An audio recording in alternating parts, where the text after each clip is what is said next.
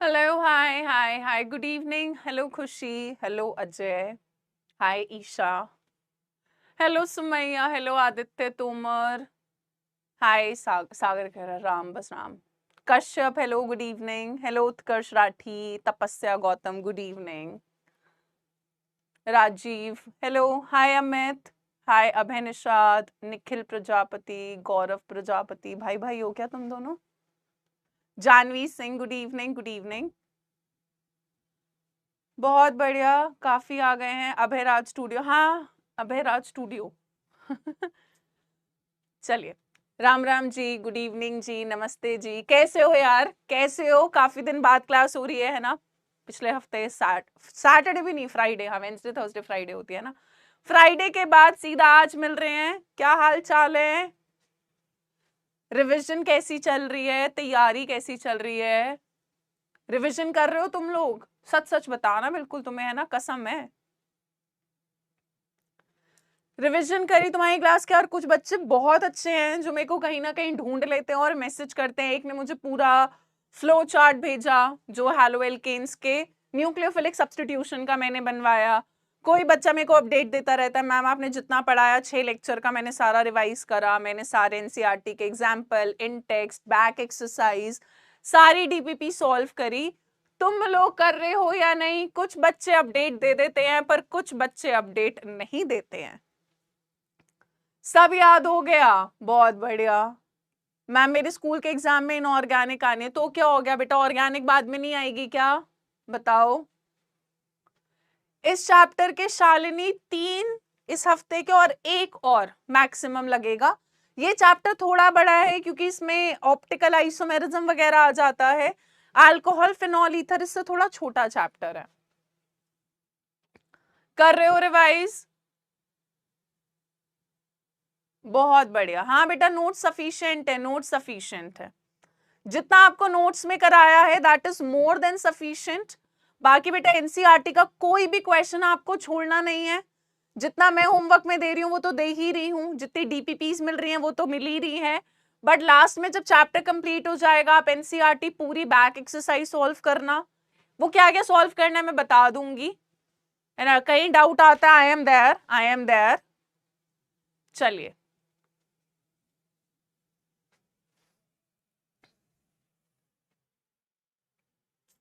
चलिए स्टार्ट कर रहे हैं बेटा। तो एक बार थोड़ी सी रिवीजन कर लेते हैं। और उससे पहले यार एक चीज अपने नोट्स में थोड़ा सा ठीक करना यार, एक चीज, एक छोटी सी करेक्शन थी। अच्छी बात है जिसने बुक भी रीड कर ली। तो बेटा जहां पर मैंने आपको हैलोअरीन्स की प्रिपरेशन कराई थी वहां के नोट्स खोलो फटाफट से।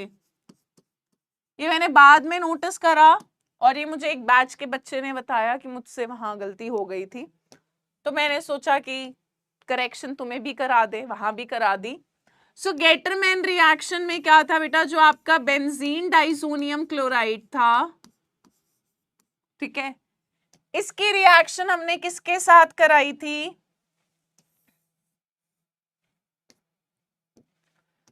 जल्दी से याद करो बेटा। गेटरमैन रिएक्शन में या तो कॉपर HCl था या फिर copper in the presence of HBr था, है ना? हैलोअरीन्स की प्रिपरेशन वाला लेक्चर खोलना है, ठीक है। सो गेटरमैन रिएक्शन में बेटा पहले वाले में क्या होता है, ये Cl इधर लग जाता है, N2 निकल गई और साथ में बनता है आपका CuCl। यहां पे कोई दिक्कत नहीं थी। जहां पे बेटा कॉपर HBr था वहां पे करेक्शन करना है। यहाँ पे क्या होता है, ये वाला Br यहां लग जाता है बेंजीन रिंग के, तो ब्रोमोबेंजीन बन जाता है। ये वाली N2 गैस निकल जाती है और कॉपर के साथ बेटा Cl कंबाइन करेगा तो यहां पे भी साइड प्रोडक्ट में CuCl ही बनेगा। तो इसको बस ठीक करना है आपको। यहां पर नोट्स में CuBr लिखा था बेटा, उस Br को काट के Cl कर लेना, बस इतनी सी करेक्शन है, ठीक है। इसको ठीक कर लो। वहां पे मैंने CuBr लिख दिया था गलती से, तो उसको चेंज करके क्या करना है बेटा, CuCl करना है। जल्दी से बता दो, तुमने ये करेक्शन कर ली अपने नोट्स में, फटाफट कर लिया बेटा? CuCl ही तो बनेगा, ये Br इधर लग गया, N2 निकल गई और इस कॉपर के साथ Cl कंबाइन करेगा तो CuCl ही तो मिलेगा तुमको। CuBr क्यों आएगा? Br तो यहां लग गया ना बेंजीन रिंग पे, ठीक है। ऑलरेडी करेक्ट श्रेया ने कर लिया था खुद से, बहुत अच्छी बात है। जिन्होंने करेक्ट कर लिया मेरे को कमेंट में बता दो बेटा। इधर तो CuCl लिखा था, इधर शायद CuBr लिखा था, ब्रोमाइड वाले में जहां ब्रोमोबेंजीन बना था वहां पे CuBr लिखा था, उसकी जगह CuCl करना है गेटरमैन रिएक्शन में, सेकंड वाला, जो गेटरमैन का सेकंड वाला है। चलिए अब एक बार बेटा हम SN1 SN2 मैकेनिज्म रिवाइज कर रहे हैं, उसके बाद उसके क्वेश्चंस प्रैक्टिस करेंगे, ठीक है। तो मैं एक बार SN1 SN2 फटाफट से रिवाइज करा रही हूं, कर लिया? बहुत बढ़िया, वेरी नाइस वेरी नाइस। तो एक बार बेटा रिवाइज कर लेते हैं, न्यूक्लियोफिलिक सब्स्टिट्यूशन रिएक्शन क्या क्या हमने करा था, और उसके बाद डिफरेंस की फॉर्म में करके क्वेश्चन प्रैक्टिस करेंगे, ठीक है। चलो, तो बेटा हमने बात करी थी कि न्यूक्लियोफिलिक सब्स्टिट्यूशन रिएक्शन दो प्रकार का था। जल्दी जल्दी बताते जाओ भाई, क्या क्या दो टाइप्स थे बेटा? पहला था SN1 और दूसरा क्या था SN2। पहला क्या था SN1 और दूसरा क्या था SN2। डिफरेंस की फॉर्म में ही करते चलते हैं।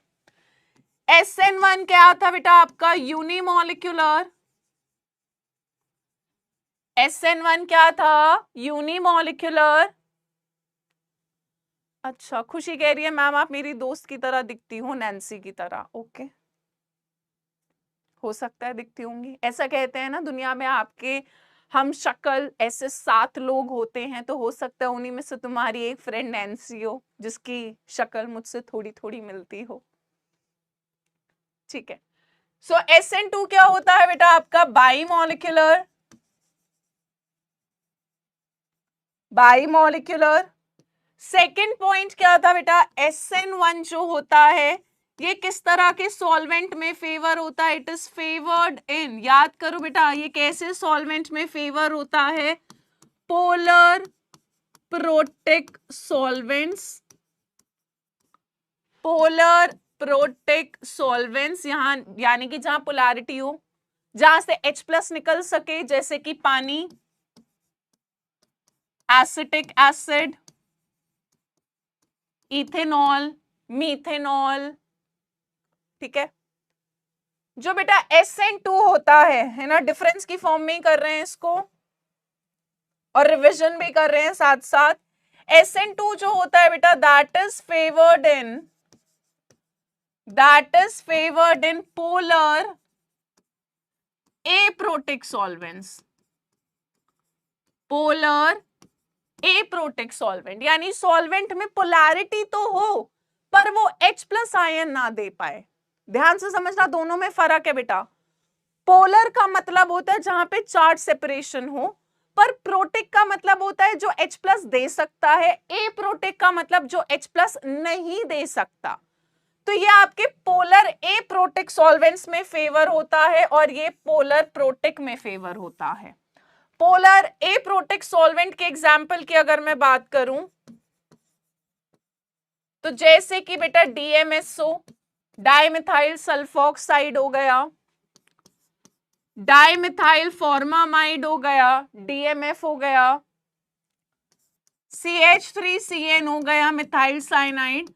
तो ये ऐसे कंपाउंड्स हैं जिनके अंदर पोलैरिटी तो प्रेजेंट है आपकी, पर कंपाउंड H+ आयन नहीं दे सकता, ठीक है। नेक्स्ट पॉइंट हमने करा था बेटा कि जो SN1 रिएक्शन होता है, SN1 reaction, it takes place in उल्टा था बेटा, जहां पे 1 था तो यहां पे क्या आ जाएगा? 2 स्टेप्स। जो SN2 है तो उल्टा भाई, यानी ये कितने स्टेप में होता है बेटा? It takes place in single step. भाई मैं ये अगर दोबारा रिवाइज करा रही हूं तो मैं इसीलिए करा रही हूं कि अगर लास्ट क्लास में किसी को कहीं भी कोई भी कंफ्यूजन था तो वो याद आ जाए, क्लियर हो जाए, ठीक है, ताकि क्वेश्चन जब करे तो तुमको अच्छा लगे, तुमको याद आ जाए, है ना। So it takes place in 2 steps, it takes place in single step. तो पहले बेटा SN1 की बात कर लेते हैं। SN1 में याद करो बेटा, फर्स्ट स्टेप क्या था? फर्स्ट स्टेप याद करें। फर्स्ट स्टेप में क्या होता था बेटा? जो भी आपका अल्काइल हैलाइड था, है ना, जो भी आपका अल्काइल हैलाइड था, रिवर्सिबल रिएक्शन होती थी। ये अल्काइल हैलाइड ब्रेक डाउन करता था और किसकी जनरेशन होती थी बेटा? आपके कार्बोकेटायन की, ठीक है।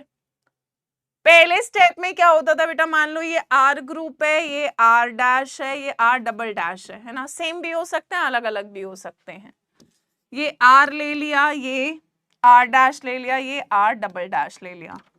तो पहला स्टेप जो होता है हमारा, एक तो ये वाला स्टेप कैसा स्टेप होता है? Slow step. स्लो स्टेप कैसा स्टेप होता था बेटा? फर्दर नीचे लिख लेते हैं। स्लो स्टेप कैसा होता है आपका? Rate determining step. यानी ये स्टेप मेरे रिएक्शन का क्या डिटरमिन करता था? रेट डिटरमाइन करता था। तो पहला स्टेप क्या होता था बेटा? जिसके अंदर कार्बोकेटायन की फॉर्मेशन होती है। अब कार्बोकेटायन अगर बनेगा तो मुझे यहां पर कार्बोकेटायन की क्या देखनी पड़ती है? स्टेबिलिटी देखनी पड़ती है। उस पर अभी बाद में दोबारा आएंगे। तो पहले स्टेप के अंदर क्या होता है बेटा? कार्बोकेटायन की फॉर्मेशन होती है, कार्बोकेटायन बनता है, कार्बोकेटायन जनरेट होता है। मैं पहले लिख दूं, उसके बाद टाइम दे दूंगी तुम्हें लिखने का। स्टेप 2 के अंदर क्या होता था बेटा? याद करें, स्टेप 2 के अंदर तो पहले स्टेप में कार्बोकेटायन बनता था, सेकेंड स्टेप के अंदर क्या होता था?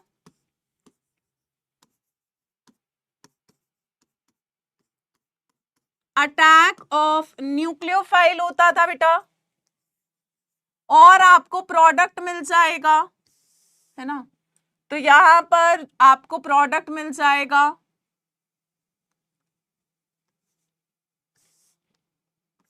R, R dash, R double dash, इस तरह से R, R dash, R double dash, carbon nucleophile, ठीक है। हाँ, ये वाला स्टेप आपका कैसा होता था बेटा? फास्ट स्टेप होता था। तो अब क्या था? यहाँ पे कार्बोकेटायन है, पॉजिटिव चार्ज। तो नेक्स्ट स्टेप में क्या होता था बेटा? न्यूक्लियोफाइल कार्बोकेटायन पर आकर अटैक करता था, अटैक ऑफ न्यूक्लियोफाइल होता था। कार्बन के 3 बॉन्ड्स थे, चौथा बॉन्ड अब किसके साथ बन जाता है? आपका न्यूक्लियोफाइल के साथ बन जाता है। यानी ये कार्बन थी R, R dash, R double dash और न्यूक्लियोफाइल, ठीक है। पर न्यूक्लियोफाइल कहाँ लगेगा वो भी बाद में बात करेंगे, स्टीरियोकेमिस्ट्री पे बात करेंगे, ठीक है। नहीं लोकेश का लोकेश मैम ये दोबारा लिखे क्या? नहीं, मैं रिवाइज करा रही हूँ बेटा। तो अगर डिफरेंस की फॉर्म में लिखना है, क्योंकि स्कूल वाले पूछ लेते हैं right the difference between SN1 and SN2, तो आप डिफरेंस की फॉर्म में लिख सकते हो। बाकी नोट करना है तो कर लो, नहीं करना तो मत करो, तुम्हारी मर्जी है ना। मैं कभी किसी चीज के लिए तुमको फोर्स नहीं करूंगी। हाँ, क्वेश्चन प्रैक्टिस के लिए जरूर बोलूंगी। तो पहले स्टेप में formation of carbocation, second step में बेटा अटैक ऑफ न्यूक्लियोफाइल होता है।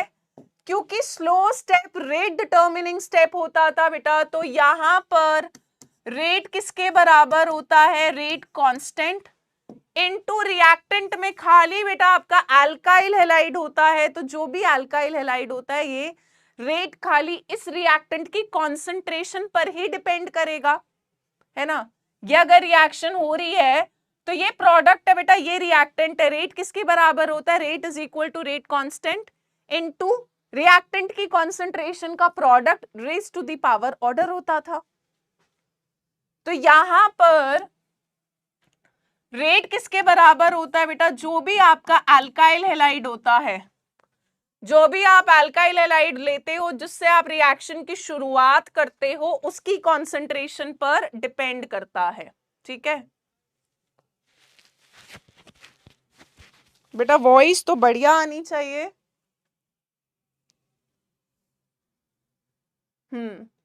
एक तो नया माइक है, कॉलर माइक मिल गया हमको, और तुम कह रहे हो मैम आवाज चेक कर लो। सो यहाँ पर बेटा rate is equal to rate constant into reactant, यानी अल्काइल हैलाइड की कॉन्सेंट्रेशन। तो इस रिएक्शन का बेटा ऑर्डर क्या होता है 1, मॉलिक्यूलैरिटी भी क्या होती है 1, रिएक्शन होता कितने स्टेप में है 2 स्टेप के अंदर होता है। इसके अंदर अगर हम बात करें फिर अल्काइल हैलाइड की बेटा रिएक्टिविटी की, तो याद करो रिएक्टिविटी का ऑर्डर क्या आया था बेटा, जल्दी जल्दी बताते चलो। सबसे ज्यादा रिएक्टिव कौन सा होगा आपका 3 डिग्री अल्काइल हैलाइड, क्योंकि 3 डिग्री अल्काइल हैलाइड जब टूटेगा तो आपको 3 डिग्री कार्बोकेटायन मिलेगा। टर्शरी कार्बोकेटायन ज्यादा स्टेबल होता है। फिर आपका होगा बेटा 2 डिग्री अल्काइल हैलाइड, फिर कौन सा हो जाएगा 3 डिग्री अल्काइल हैलाइड, फिर 2 डिग्री, फिर 1 डिग्री, और लीस्ट रिएक्टिविटी किसकी होगी बेटा मिथाइल हैलाइड की। यही करा था हमने, यही करा था हमने। चलो अब SN2 की बात करते हैं। SN2 बेटा सिंगल स्टेप में होता था, तो यहां पर क्या होता था आपका एक ही स्टेप में होता था। तो मान लो ये आपका न्यूक्लियोफाइल, ये आपका हैलाइड है,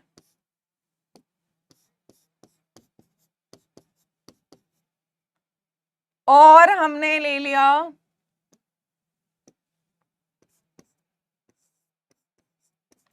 कोई इनकमिंग न्यूक्लियोफाइल।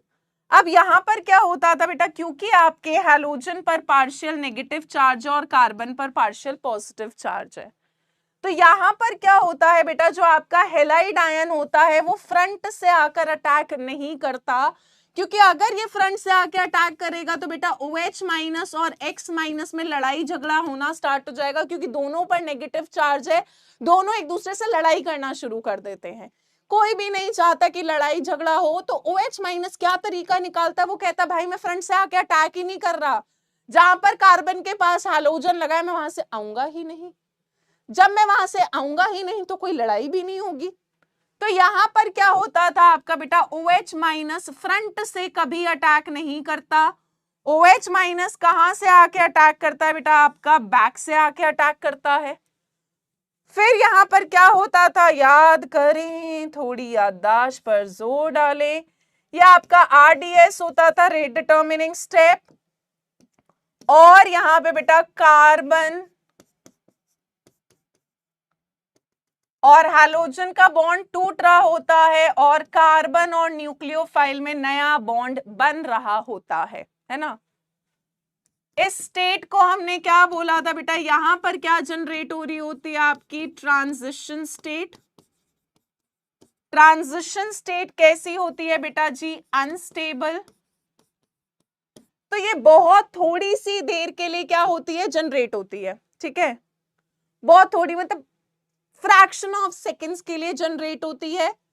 अब क्योंकि ये अनस्टेबल है बेटा, कार्बन के 5 बॉन्ड तो नहीं बनेंगे, तो होता क्या है, हैलोजन के साथ पुराना रिश्ता टूटेगा तभी तो नया रिश्ता बनेगा।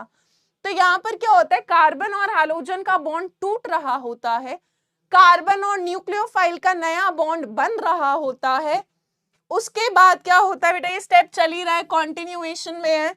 फाइनली आपको प्रोडक्ट में क्या मिलता है, OH बैक वाली साइड पर आएगा, H H H, और आपका जो भी हैलाइड आयन है वो निकल जाएगा, हैलाइड आयन निकल जाएगा।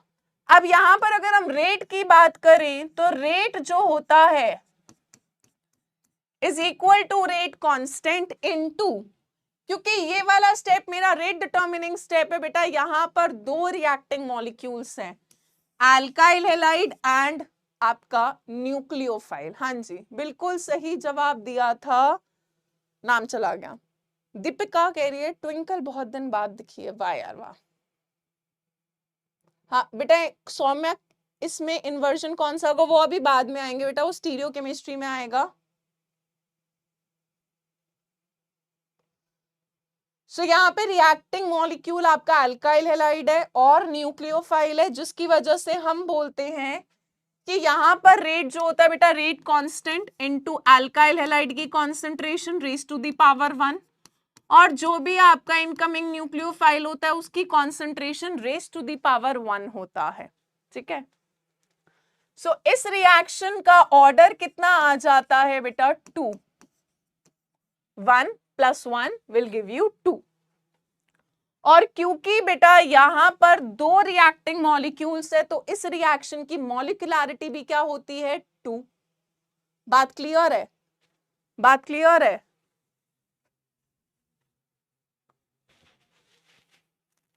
यहां तक बात क्लियर है यार, मैं बहुत तेज वैसे बोल रही हूं, आवाज तो कम नहीं आनी चाहिए। चलिए, सो ऑर्डर 2, मॉलिक्यूलैरिटी 2। अब बात आती है बेटा रिएक्टिविटी ऑर्डर की, तो काफी को हो सकता है इस चीज के अंदर कंफ्यूजन हो। तो रिएक्टिविटी ऑर्डर यहां पर बेटा किस बात पर डिपेंड करता है, इस चीज को समझना। सो यहां पर क्या होता है बेटा, इस न्यूक्लियोफाइल को बैक से आकर अटैक करना है। अब अगर कार्बन पर छोटे छोटे छोटे ग्रुप लगे होते हैं, एक तो कार्बन के साथ हैलोजन जुड़ा होगा, 3 बॉन्ड्स।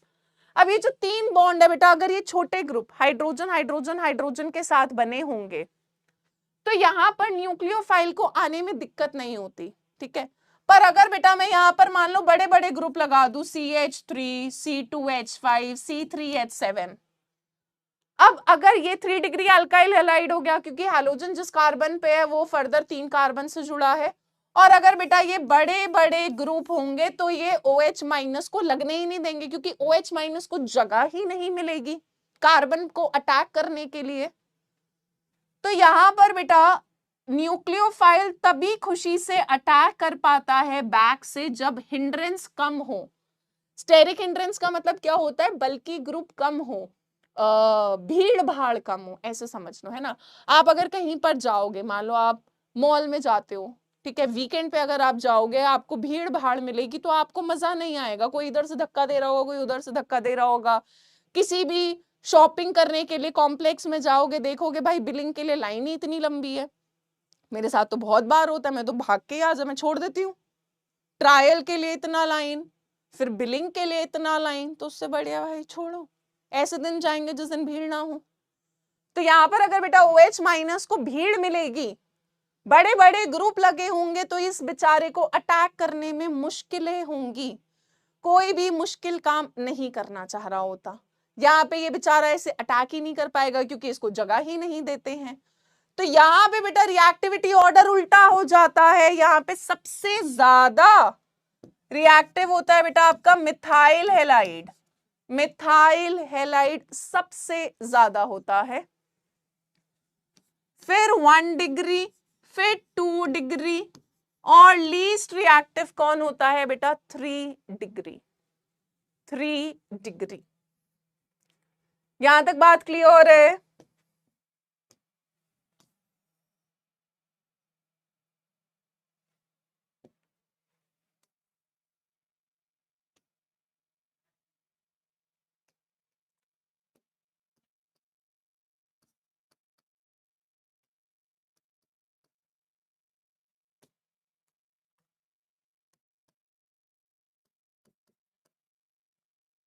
यहां तक सारी बात क्लियर है सबको? यहां तक नोट करना है तो कर लो भाई, उसके बाद 2-3 पॉइंट्स और लिखने हैं हमें।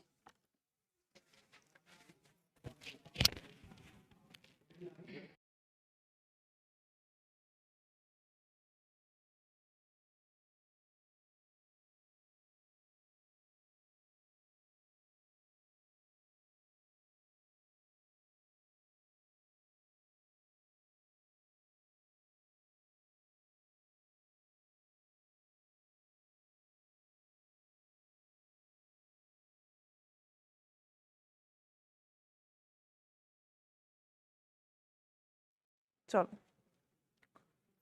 यहाँ तक सॉर्टेड है?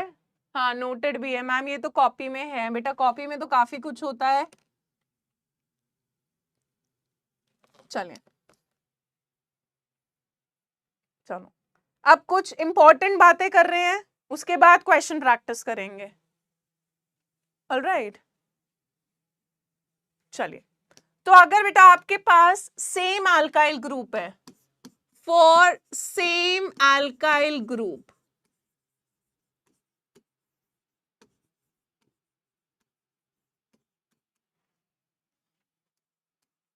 order of reactivity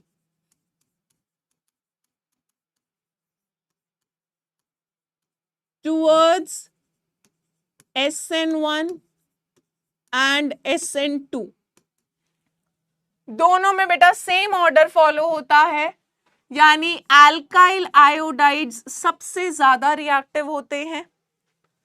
फिर होता है बेटा आपका अल्काइल ब्रोमाइड्स, फिर होते हैं अल्काइल क्लोराइड्स, और लीस्ट रिएक्टिव होते हैं अल्काइल फ्लोराइड्स। यानी मैकेनिज्म चाहे SN1 लग रहा हो बेटा, चाहे SN2 लग रहा हो, अगर आपके पास सेम अल्काइल ग्रुप्स हैं, ठीक है, सेम अल्काइल ग्रुप्स है, जैसे अगर कोई मुझसे पूछे CH3I एंड CH3Cl, दोनों में SN2 किस में तेजी से लगेगा? अब बेटा ये भी मिथाइल हैलाइड है, ये भी मिथाइल हैलाइड है, अब मैं कैसे डिसाइड करूं कि किस में SN2 लगेगा? तो SN2 में हमें पता है भाई मिथाइल हैलाइड की रिएक्टिविटी सबसे ज्यादा है, बट उसमें भी बेटा किसकी ज्यादा होगी? तो यार देखो, जितनी आसानी से बेटा कार्बन और हैलोजन का बॉन्ड टूटेगा, उतनी आसानी से न्यूक्लियोफाइल आकर अटैक करेगा, चाहे SN1 हो चाहे SN2 हो।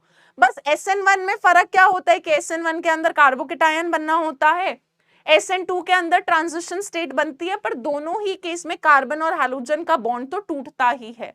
तो जहां पर कार्बन और हैलोजन का बॉन्ड आसानी से टूटेगा बेटा, वहां पर रिएक्टिविटी ज्यादा होगी। तो अल्काइल आयोडाइड्स की रिएक्टिविटी ज्यादा होगी हमेशा, चाहे SN1 का मैकेनिज्म हो चाहे SN2 का हो, पर ये तभी एप्लीकेबल है जब बेटा आपके पास सेम अल्काइल ग्रुप्स हो। क्या हो? सेम अल्काइल ग्रुप्स हो। बात क्लियर है? चलिए नेक्स्ट पॉइंट लिखें।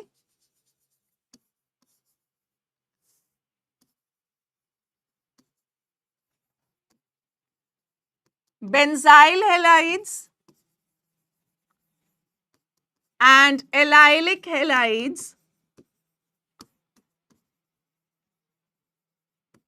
prefer to go nucleophilic substitution reaction via SN1 mechanism,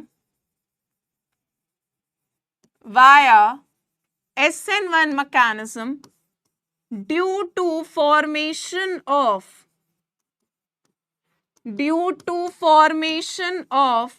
stable carbocation, due to formation of धनल हटवार। बेटा इतना तुम सिस्टम लिख रहे हो, उतना तो तुम आंसर लिख लोगे तो कुछ भला हो जाएगा तुम्हारा, ठीक है।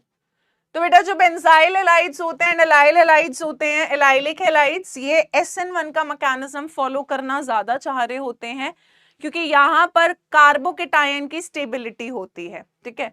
जैसे कि एग्जाम्पल का दे रही हूं, तो पहले हम एग्जाम्पल कर रहे हैं बेंजाइल हैलाइड्स का, ध्यान से समझना भाई।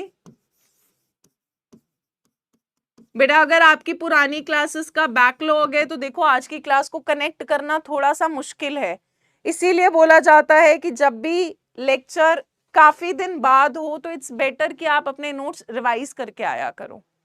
वाया का मतलब होता है बेटा थ्रू, है ना। तो बेंजाइल हैलाइड क्या होगा बेटा आपका? अगर मैं बेंजाइल हैलाइड की बात करूं तो बेंजाइल हैलाइड हो गया ये,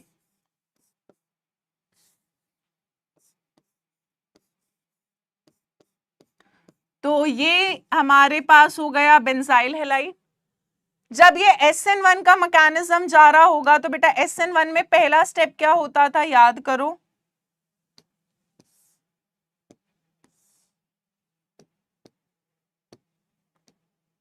ठीक है, ये आपका RDS होता था, रेट डिटर्मिनिंग स्टेप। तो यहां पर बेटा मेरे पास क्या जनरेट होगा, CH2 पर कैसा चार्ज आ जाएगा बेटा, प्लस, और क्या निकल जाएगा, X माइनस। क्या निकल जाएगा बेटा आपके पास, X माइनस। इतनी बात तो क्लियर है ना। फिर आकर न्यूक्लियोफाइल लग जाएगा सेकेंड स्टेप में। पर हम कह रहे हैं कि बेंजाइल हैलाइड क्यों SN1 ही मैकेनिज्म जाना चाह रहा होता, वो SN2 क्यों नहीं जाता। तो यहां पर क्या होता है बेटा, पहले स्टेप के अंदर आपके पास बनता है बेंजाइल कार्बोकेटायन या बेंजाइलिक कार्बोकेटायन। अब ये बेंजाइलिक कार्बोकेटायन जो होता है बेटा, ये बहुत बहुत बहुत ज्यादा स्टेबल होता है। क्यों स्टेबल होता है उसकी अभी बात करते हैं। पहले बताओ, यहां तक लिख लिया। RDS क्या है मैम, RDS शुभम कुमार होता है बेटा रेट डिटर्मिनिंग स्टेप। ऐसा स्टेप जो आपके रिएक्शन के रेट को डिटरमाइन करता है, जो आपके रिएक्शन के रेट को बताता है।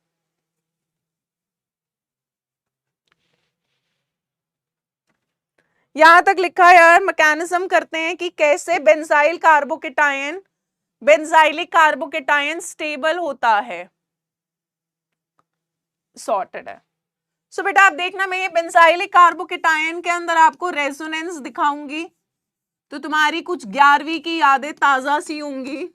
ठीक है, तो बेंजाइलिक कार्बोकेटायन के अंदर बेटा रेजोनेंस होता है, ये डबल बॉन्ड इधर आ जाएगा तो आपके पास बन जाएगा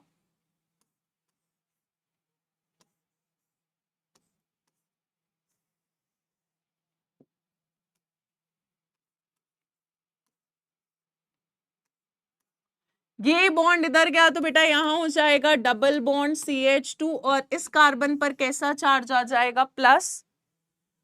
फिर क्या होगा, ये वाला बॉन्ड इधर मूव कर जाएगा तो आपके पास क्या बन जाएगा बेटा जी, ये बॉन्ड इधर चला गया तो डबल बॉन्ड इधर, डबल बॉन्ड इधर, इस कार्बन पर कैसा चार्ज आ जाएगा, positive, and double bond CH2। अब ये वाला बॉन्ड बेटा यहां पर मूव कर जाएगा तो यहां पर बन जाएगा पॉजिटिव, इधर आ जाएगा डबल बॉन्ड CH2 और लास्ट में ये वाला बॉन्ड वापस इधर आ जाएगा तो आपके पास बन जाएगा फाइनली CH2 प्लस वापस। तो हमने कहा बेंजाइल कार्बोकेटायन, हाँ, समीक्षा कह रही है 11th में बहुत किया था, 12th में ज्यादा नहीं होता बट हाँ आ ही जाता है। तो बेटा होता क्या है, बेंजाइल कार्बोकेटायन कौन से इफेक्ट से स्टेबलाइज हो रहा है बेटा जी, इस इफेक्ट को क्या बुलाते हैं, रेजोनेंस। तो क्योंकि यहां पर बहुत बहुत जबरदस्त रेजोनेंस हो रहा होता है। ठीक है, शिल्पी कह रही है रेजोनेंस सिखा दीजिए बेटा। रेजोनेंस के लिए तो ऑल द वे अलग क्लास होगी, बट मैंने GOC के लेक्चर 3 के अंदर थोड़ा बहुत रेजोनेंस मीजोमेरिक इफेक्ट में पढ़ा रखा है, उतना भी अगर तुम कर लोगी तो वो बहुत है।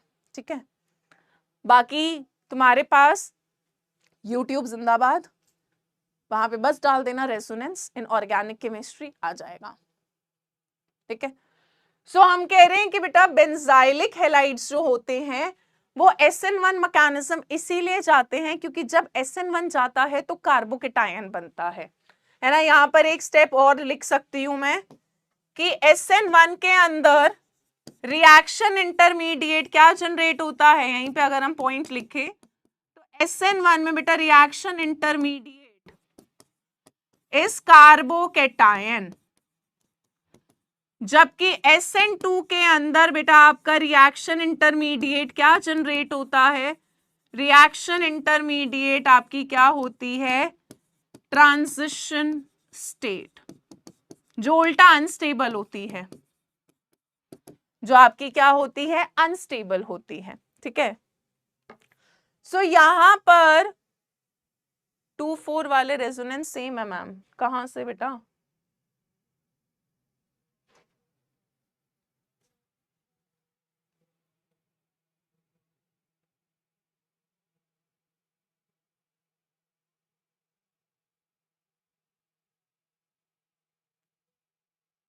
सॉरी मैंने उल्टा लिख दिया क्या? एक सेकेंड रुको।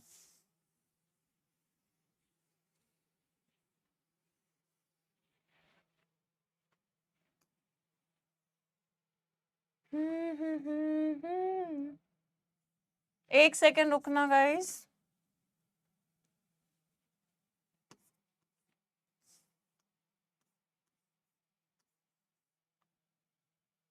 ये वाला बॉन्ड इधर गया, ये वाला बॉन्ड इधर गया, यहाँ तक तो सब ठीक था।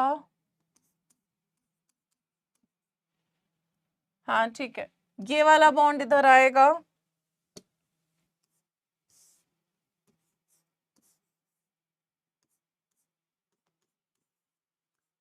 Double bond CH2,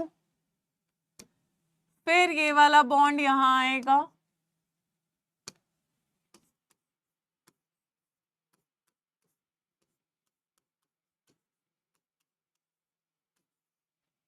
thank you.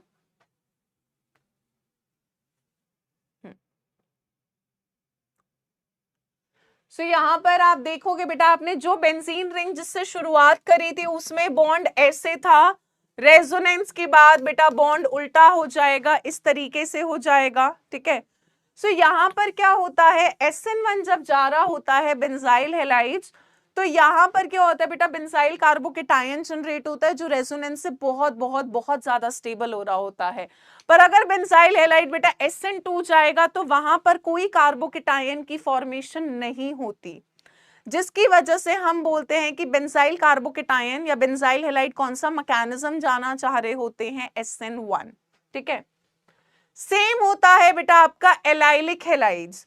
तो अब एग्जांपल लेते हैं एलाइलिक हैलाइड्स का, कि एलाइलिक हैलाइड्स भी SN1 मैकेनिज्म क्यों जाना चाहते हैं, ठीक है। तो एलाइलिक हैलाइड्स की अगर मैं बात करूं तो बेटा एलाइलिक हैलाइड में ये एग्जांपल ले लेते हैं, CH2 double bond CH, CH2X, है ना। C डबल बॉन्ड C के नेक्स्ट वाली कार्बन, ये वाली कार्बन बेटा एलाइलिक होती थी और ये कार्बन कैसी हाइब्रिडाइज होती थी, sp3। कैसी होती थी बेटा, sp3। अब अगर आपका ये एलाइलिक हैलाइड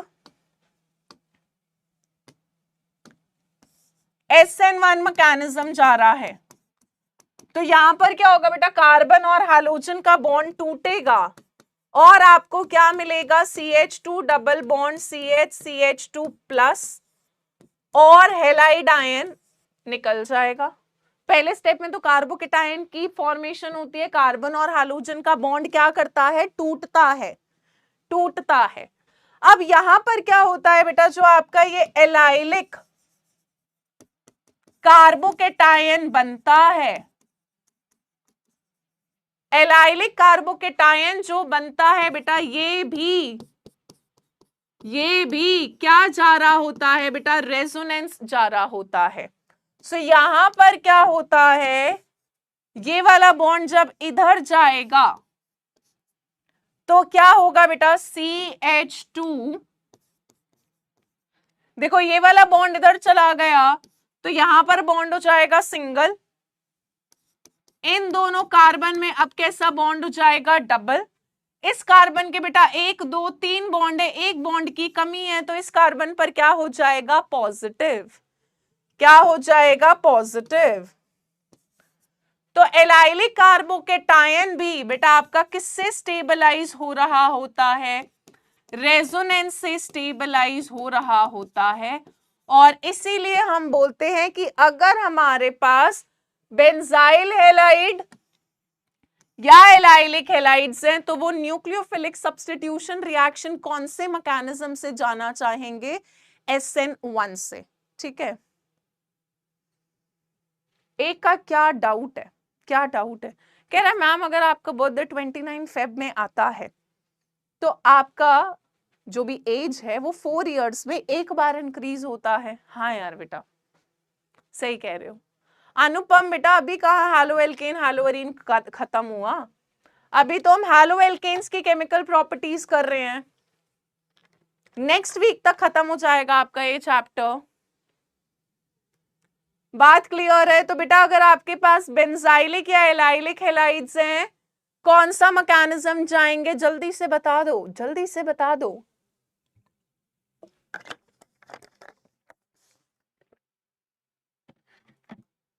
कौन सा मैकेनिज्म फॉलो करेंगे बेटा ये?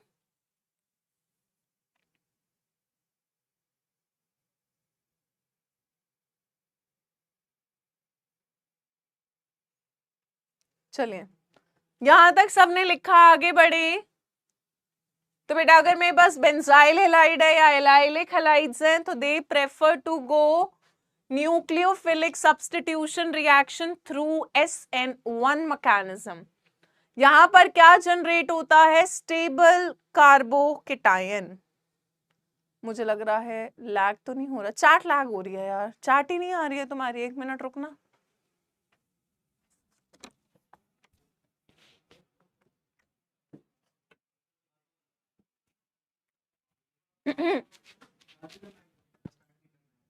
इनको भेज,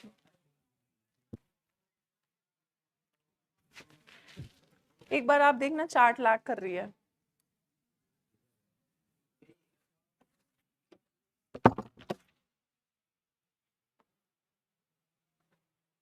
एक सेकंड देना बेटा, है ना, रिफ्रेश कर रहे हैं, रीलोड कर रहे हैं। एकदम से चैट हैंग सी हो गई, आ ही नहीं रहे थे कमेंट्स।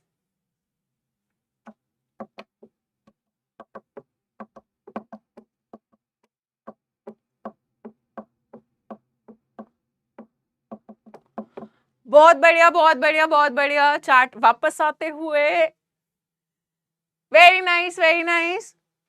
सो हमने बात करी, हाँ जी चैट ओपन हो गई। मुझे तुम्हारे सवाल, कमेंट्स, अरे तुम्हारी तो चैट चल रही थी, मेरे को नहीं दिख रही थी तुम्हारी चैट चलती हुई।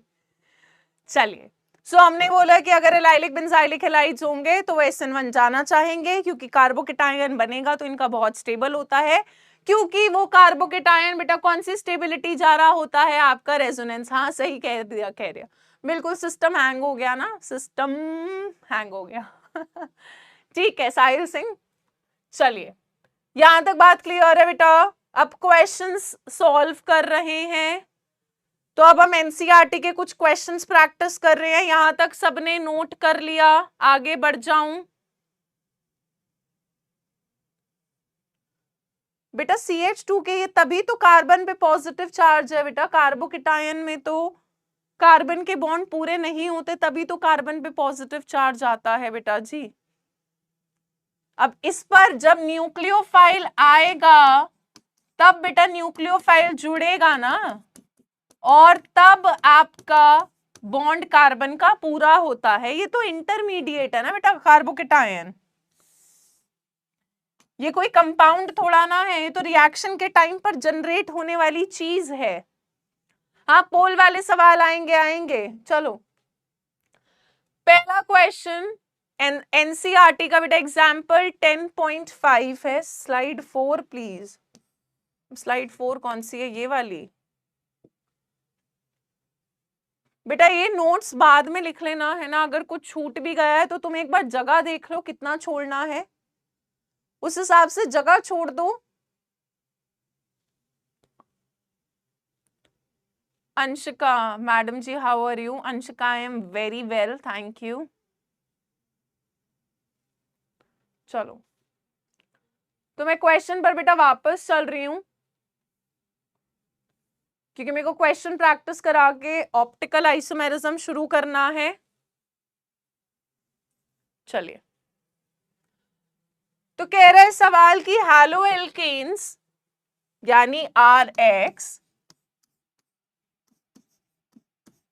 जब KCN के साथ रिएक्ट करता है तो बेटा मेनली आपका साइनाइड्स बनते हैं, अल्काइल साइनाइड्स बनते हैं। और जब AgCN के साथ रिएक्ट करता है तो मेनली आइसोसाइनाइड बनता है एज मेन प्रोडक्ट। यानी KCN के साथ RCN बनता था रिएक्शन पर, और साथ में बनता था KX, और AgCN के साथ बनता था RNC, साथ में AgX। वो कह रहा है भाई इस बात को एक्सप्लेन कर दो, तुम्हें मैंने ये बहुत बहुत अच्छे से समझाया था, इसका जवाब फटाफट से लिख दो, ऐसा क्यों होता था, जल्दी बताओ भाई।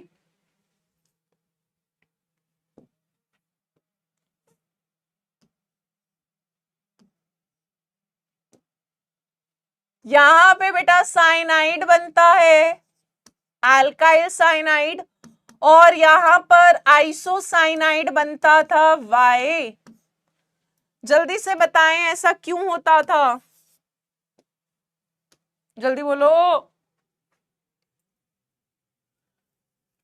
याद करो यार। KCN कैसा कंपाउंड था बेटा, आयनिक।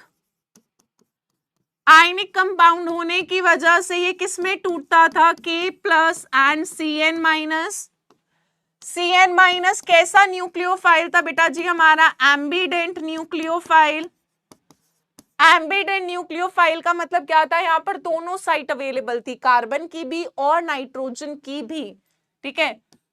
तो बिकॉज कार्बन कार्बन जब कार्बन के थ्रू जुड़ेगा, है ना, KCN में बेटा कार्बन के थ्रू जब जुड़ेगा तो यहां पर कार्बन कार्बन का बॉन्ड बनता था, तो because carbon carbon bond is stronger than carbon nitrogen bond and therefore carbon site attacks। तो यहां पर साइनाइड के अंदर बेटा कौन सी साइट अटैक करती है, कार्बन वाली। हाँ जी, चॉइस दोनों की है, कार्बन की साइड भी अटैक कर सकती थी, नाइट्रोजन की भी, पर जब कार्बन की अटैक करती तो बेटा कार्बन कार्बन बॉन्ड बनता था, नाइट्रोजन की अगर अटैक करेगी तो कार्बन नाइट्रोजन बॉन्ड बनेगा। Carbon single bond carbon stronger होता है than carbon single bond nitrogen, जिसकी वजह से यहां पर अटैक कहां से होता है बेटा, कार्बन के थ्रू होता है। हाँ, सृष्टि सिंह ने सही जवाब दिया। नेक्स्ट का, अब AgCN जो होता है बेटा, ये हमारा कैसा कंपाउंड था, it's a covalent compound. Covalent compound होने की वजह से यहां पे स्ट्रक्चर कुछ इस तरह से था। तो यहां पर बेटा कार्बन के तो चारों बॉन्ड्स बने होते और कार्बन पर कोई लोन पेयर नहीं होता, पर यहां पर नाइट्रोजन का साइट अवेलेबल होता है, this site is available for attack. तो यहां पर नाइट्रोजन वाली साइट अटैक करती है और क्या बन जाता है, आइसोसाइनाइड बनता है। Are we clear with this question, जल्दी से बता दो, जल्दी बोलो भाई। ये बात क्लियर है बेटा कि क्यों KCN में कार्बन की साइट अटैक करती है और क्यों AgCN में तो कोई ऑप्शन ही नहीं होता, यहाँ चॉइस ही नहीं होती, यहाँ पर सिर्फ नाइट्रोजन ही अवेलेबल होता है। यहाँ पर दोनों अवेलेबल होता है पर कार्बन कार्बन का बॉन्ड स्ट्रॉन्ग होने की वजह से कार्बन की साइड से जुड़ता है। बात क्लियर है, आगे बढ़े, नेक्स्ट क्वेश्चन कर ले बेटा। इस क्वेश्चन पे स्टार बना लेना, ये स्कूल के अंदर पूछे जाने वाला बहुत बार वाला सवाल है ना। दिस इज अ क्वेश्चन जो स्कूल में बहुत बार पूछा जाता है, प्रीवियस ईयर में बहुत मिलेगा, स्कूल के जब प्री बोर्ड्स होंगे तब देख लेना, कोई ना कोई प्री बोर्ड में पूछ लेते हैं। आप जब मॉडल टेस्ट पेपर सॉल्व करोगे आपको वहां पर ये क्वेश्चन बहुत रिपीट मिलता है। चलिए next next next,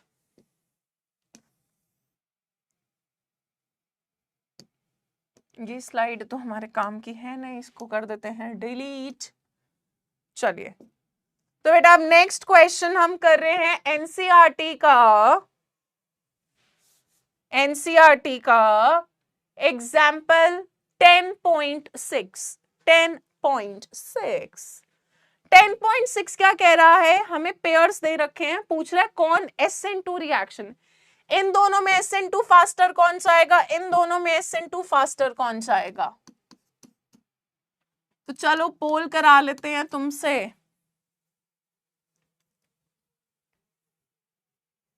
vote type कर लेते हैं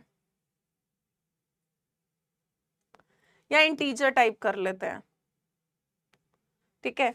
तो आपको बस चूज करके बताना है इन दोनों में फर्स्ट या सेकंड कौन SN2 फास्टर जाएगा, 1 and 2। मैं आपको इंटीजर चूज करना है बेटा, 1 या 2, ठीक है। मैं पोल स्टार्ट कर रही हूं।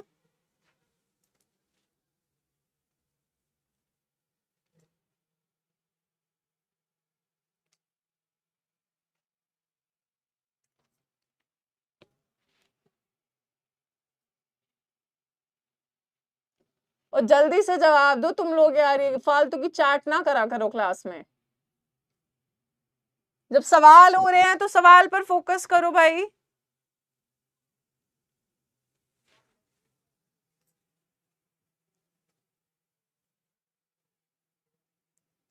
इसी के साथ टाइम समाप्त होते हुए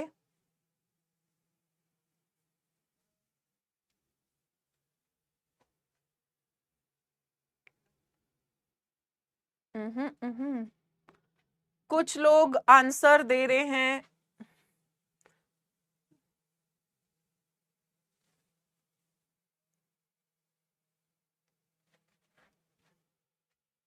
चलिए, करेक्ट आंसर 156.36% ने सही जवाब दिया। लीडर बोर्ड देख लेते हैं। विवेक, ऋषभ, हर्षित, ये दोनों तो सेम सेम लग रहे हैं। भाई हो क्या तुम? दिव्यांशी, त्यागी एंड टिशा, इन लोगों ने सही जवाब दिया है। अब बेटा जी याद करो, SN2 के अंदर रिएक्टिविटी का ऑर्डर क्या था? मिथाइल हैलाइड सबसे ज्यादा, फिर प्राइमरी, फिर सेकेंडरी और फिर टर्शरी। तो हमें एल्काइल हैलाइड का टाइप देखना है। हाइड्रोजन जिस कार्बन पे बेटा वो एक ही और कार्बन से जुड़ा था, यानी ये कौन सा था? प्राइमरी। हाइड्रोजन जिस कार्बन पर जुड़ा है बेटा वो फर्दर 2 और कार्बन से जुड़ा है, यानी ये वाला अल्काइल हैलाइड कैसा हो गया मेरा? सेकेंडरी। प्राइमरी और सेकेंडरी में बेटा SN2 कौन तेजी से जाता है? प्राइमरी। तो यहां पर करेक्ट आंसर कौन सा हो जाएगा बेटा? आपका फर्स्ट वाला। फर्स्ट वाला। पोल नहीं आया, कोई बात नहीं, दोबारा कर लेते हैं, ठीक है। अरे बेटा इंटीजर वाले में क्या दिक्कत है? तुम्हें 1 और 2 ही तो चूज करना है। चलिए दोबारा पोल करा रही हूं बेटा सेकंड पार्ट के लिए। आपको अब बताना है इन दोनों कंपाउंड्स में, यानी इसको ले लेते हैं 1 और इसको ले लेते हैं सेकंड कंपाउंड। पोल स्टार्ट कर रही हूं, तुम्हें बताना है इन दोनों में अब SN2 कौन फास्टर जाएगा, ठीक है। चलिए सेकंड पार्ट में बताना है बेटा 1 और 2 में कौन SN2 रिएक्शन फास्टर जाएगा, जल्दी से बताएं।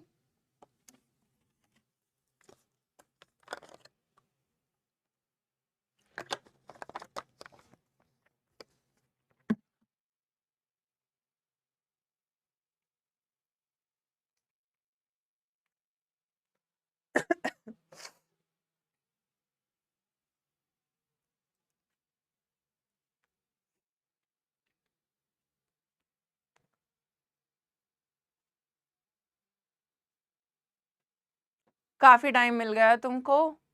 पोल स्टॉप करते हैं, करेक्ट आंसर चूज करते हैं। तो करेक्ट आंसर होगा पहला। Show results. 68.44% ने सही जवाब दिया। नाइस। नीलाक्षी, नया नाम, ऋषभ सेम, यश, अक्षय अवस्थी, धीरज वर्मा, इन्होंने 5 ने बहुत तेजी से जवाब दिया। आई एम श्योर औरों ने भी दिया होगा, बट इनकी स्पीड काफी तेज थी। अब यहां पर क्या है बेटा, दोनों में ही आयोडीन जिस कार्बन से जुड़ा है वो फर्दर 1 से ही जुड़ी है, क्लोरीन जिस कार्बन से जुड़ा है वो फर्दर 1 से ही जुड़ी है। तो यहां पर क्या था, दोनों ही प्राइमरी हैं।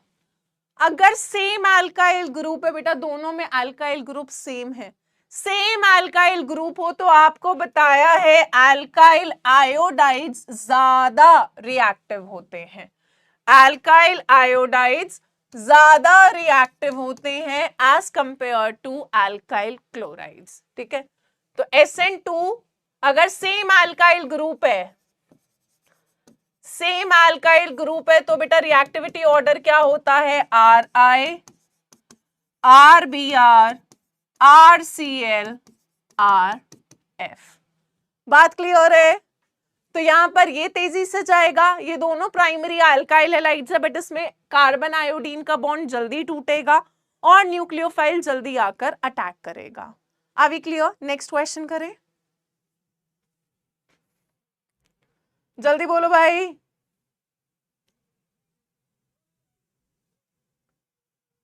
हाँ, बेटर लीविंग ग्रुप होता है, पंकज पटेल ने सही कहा। आयोडीन, आयोडाइड जो होता है बेटा वो अच्छा लीविंग ग्रुप होता है, जल्दी निकल जाता है, न्यूक्लियोफाइल उतनी जल्दी आ जाता है।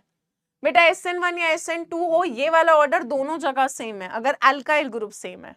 ठीक है, क्वेश्चन और कर रहे हैं, धीरे धीरे और क्लियर होता जाएगा।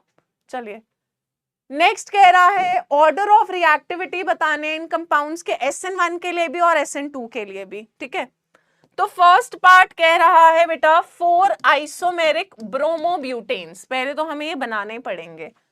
तो ब्रोमोब्यूटेन का फॉर्मूला होता है बेटा C4H9Br। इसके जो 4 आइसोमर्स बनेंगे हम वो बना लेते हैं। पहला बनेगा बेटा CH3 CH2 CH2 CH2Br, यानी 1 ब्रोमोब्यूटेन। दूसरा क्या बन जाएगा आपके पास बेटा CH3 CH2 CHBr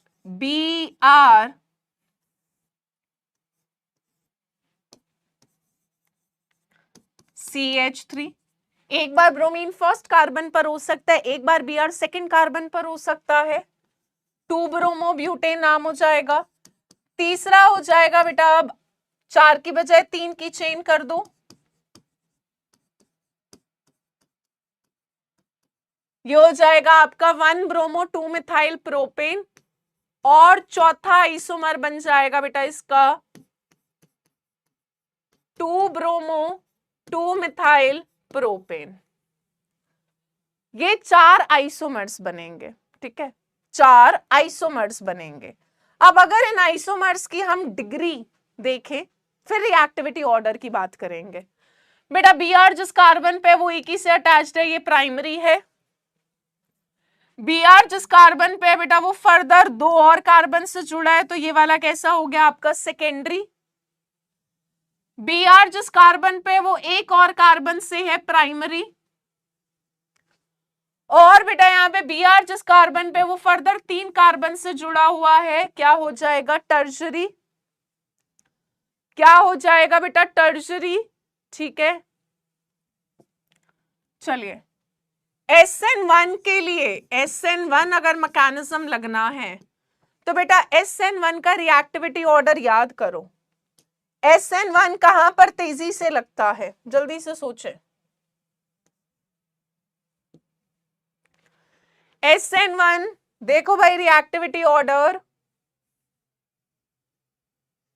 बेटा SN1 सबसे तेजी से कहां पर लगेगा? 3 डिग्री, क्योंकि स्टेबल कार्बोकेटायन बनेगा, फिर 2 डिग्री, फिर 1 डिग्री। यानी यहां पर सबसे ज्यादा रिएक्टिव आपका कौन सा वाला होगा बेटा? 4th वाला आइसोमर। ये 4th वाला सबसे ज्यादा रिएक्टिव होगा। ठीक है, उसके बाद कौन सा होगा बेटा? सेकंड वाला।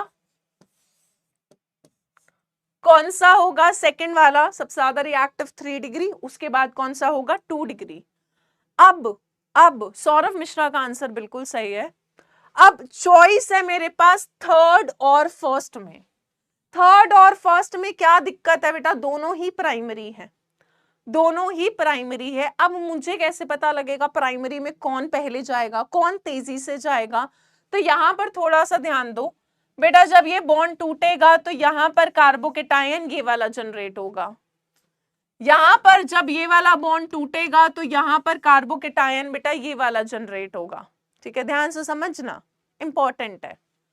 तो इस वाले में मैं 3rd का समझा रही हूं, इसमें जैसे ही बेटा ये वाला कार्बोकेटायन जनरेट होगा, तो यहां कार्बोकेटायन में एक रीअरेंजमेंट की पॉसिबिलिटी है।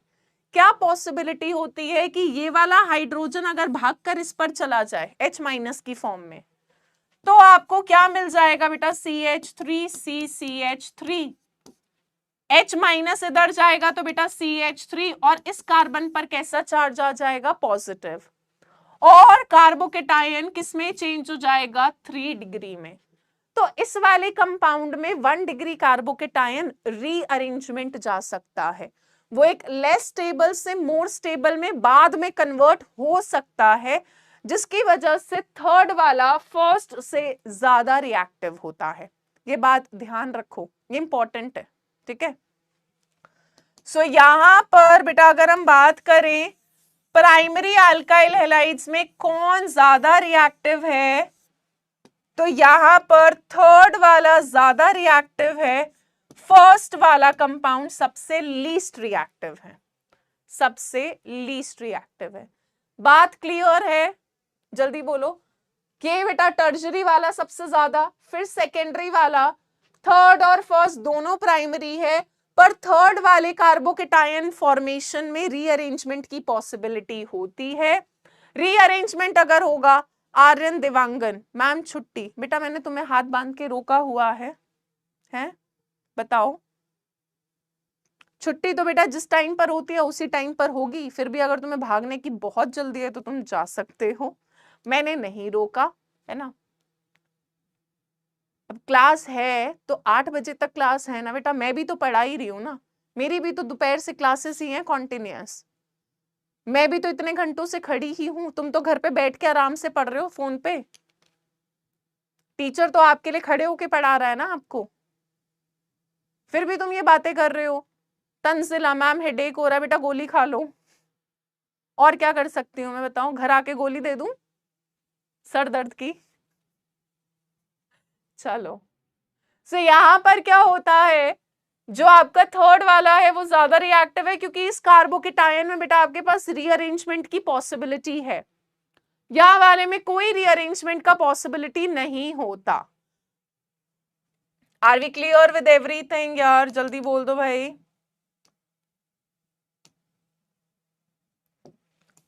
चलिए, तो मैं ये वाला चीज हटा रही हूं क्योंकि हमें SN2 का भी रिएक्टिविटी ऑर्डर बताना है। चलिए, SN2 का कोई रिएक्टिविटी ऑर्डर बताएगा, SN1 में क्या आंसर आना चाहिए हमारा, जल्दी से बोलो यार। SN2 का ऑर्डर बेटा SN1 से तो उल्टा ही आएगा, यानी SN2 के लिए ऑर्डर क्या हो जाएगा, इसका उल्टा। SN2 में बेटा फोर्थ वाला सबसे लीस्ट रिएक्टिव होगा,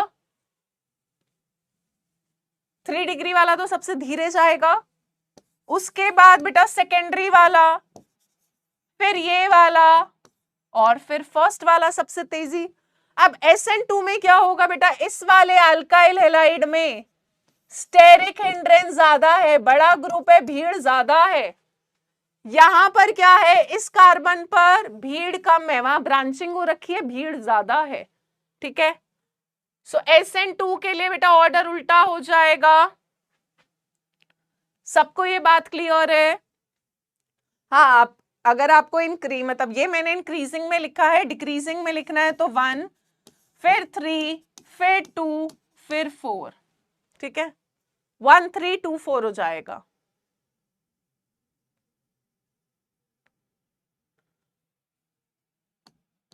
बेटा CBSE के बोर्ड का पेपर का लेवल बोर्ड लेवल जैसा ही होता है, पर हर साल देखो अब बोर्ड के पेपर में कुछ ना कुछ चेंजेस आते रहते हैं, कभी असर्शन रीजन वाला आ जाता है, कभी केस स्टडी वाले क्वेश्चंस आ जाते हैं। तो अब बोर्ड का पेपर वैसा नहीं रहा जैसा आप सोच रहे हो कि सीधा बुक से डायरेक्ट क्वेश्चन छपा होगा, ऐसा नहीं होता। काफी हद तक हम आप लोगों को क्वेश्चंस बता देते हैं जो हमें पता है या लगता है कि ये टॉपिक इंपॉर्टेंट है, यहाँ से क्वेश्चन आने के चांसेस ज्यादा है, बट फिर भी 15% पेपर ऐसा रहता है जो थोड़ा आउट ऑफ द बॉक्स होता है, जहां पर आपको थोड़ी क्रिटिकल थिंकिंग करनी पड़ती है, सोचना पड़ता है। देखो कॉम्पिटेंसी बेस्ड क्वेश्चंस भी आ चुके हैं। शशांक कुमार, तुम्हारा सारा ब्रेकिंग बैड निकाल दूंगी मैं यहीं पर, चलिए बेटा सेकंड पार्ट कर रहे हैं, सेकंड पार्ट इस क्वेश्चन का। तो सेकंड पार्ट का स्ट्रक्चर बना रहे हैं हम। सेकंड पार्ट में बेटा पहला मॉलिक्यूल दे रखा है हमें C6H5 benzene ring, CH2Br। Second दे रखा है C6H5CH,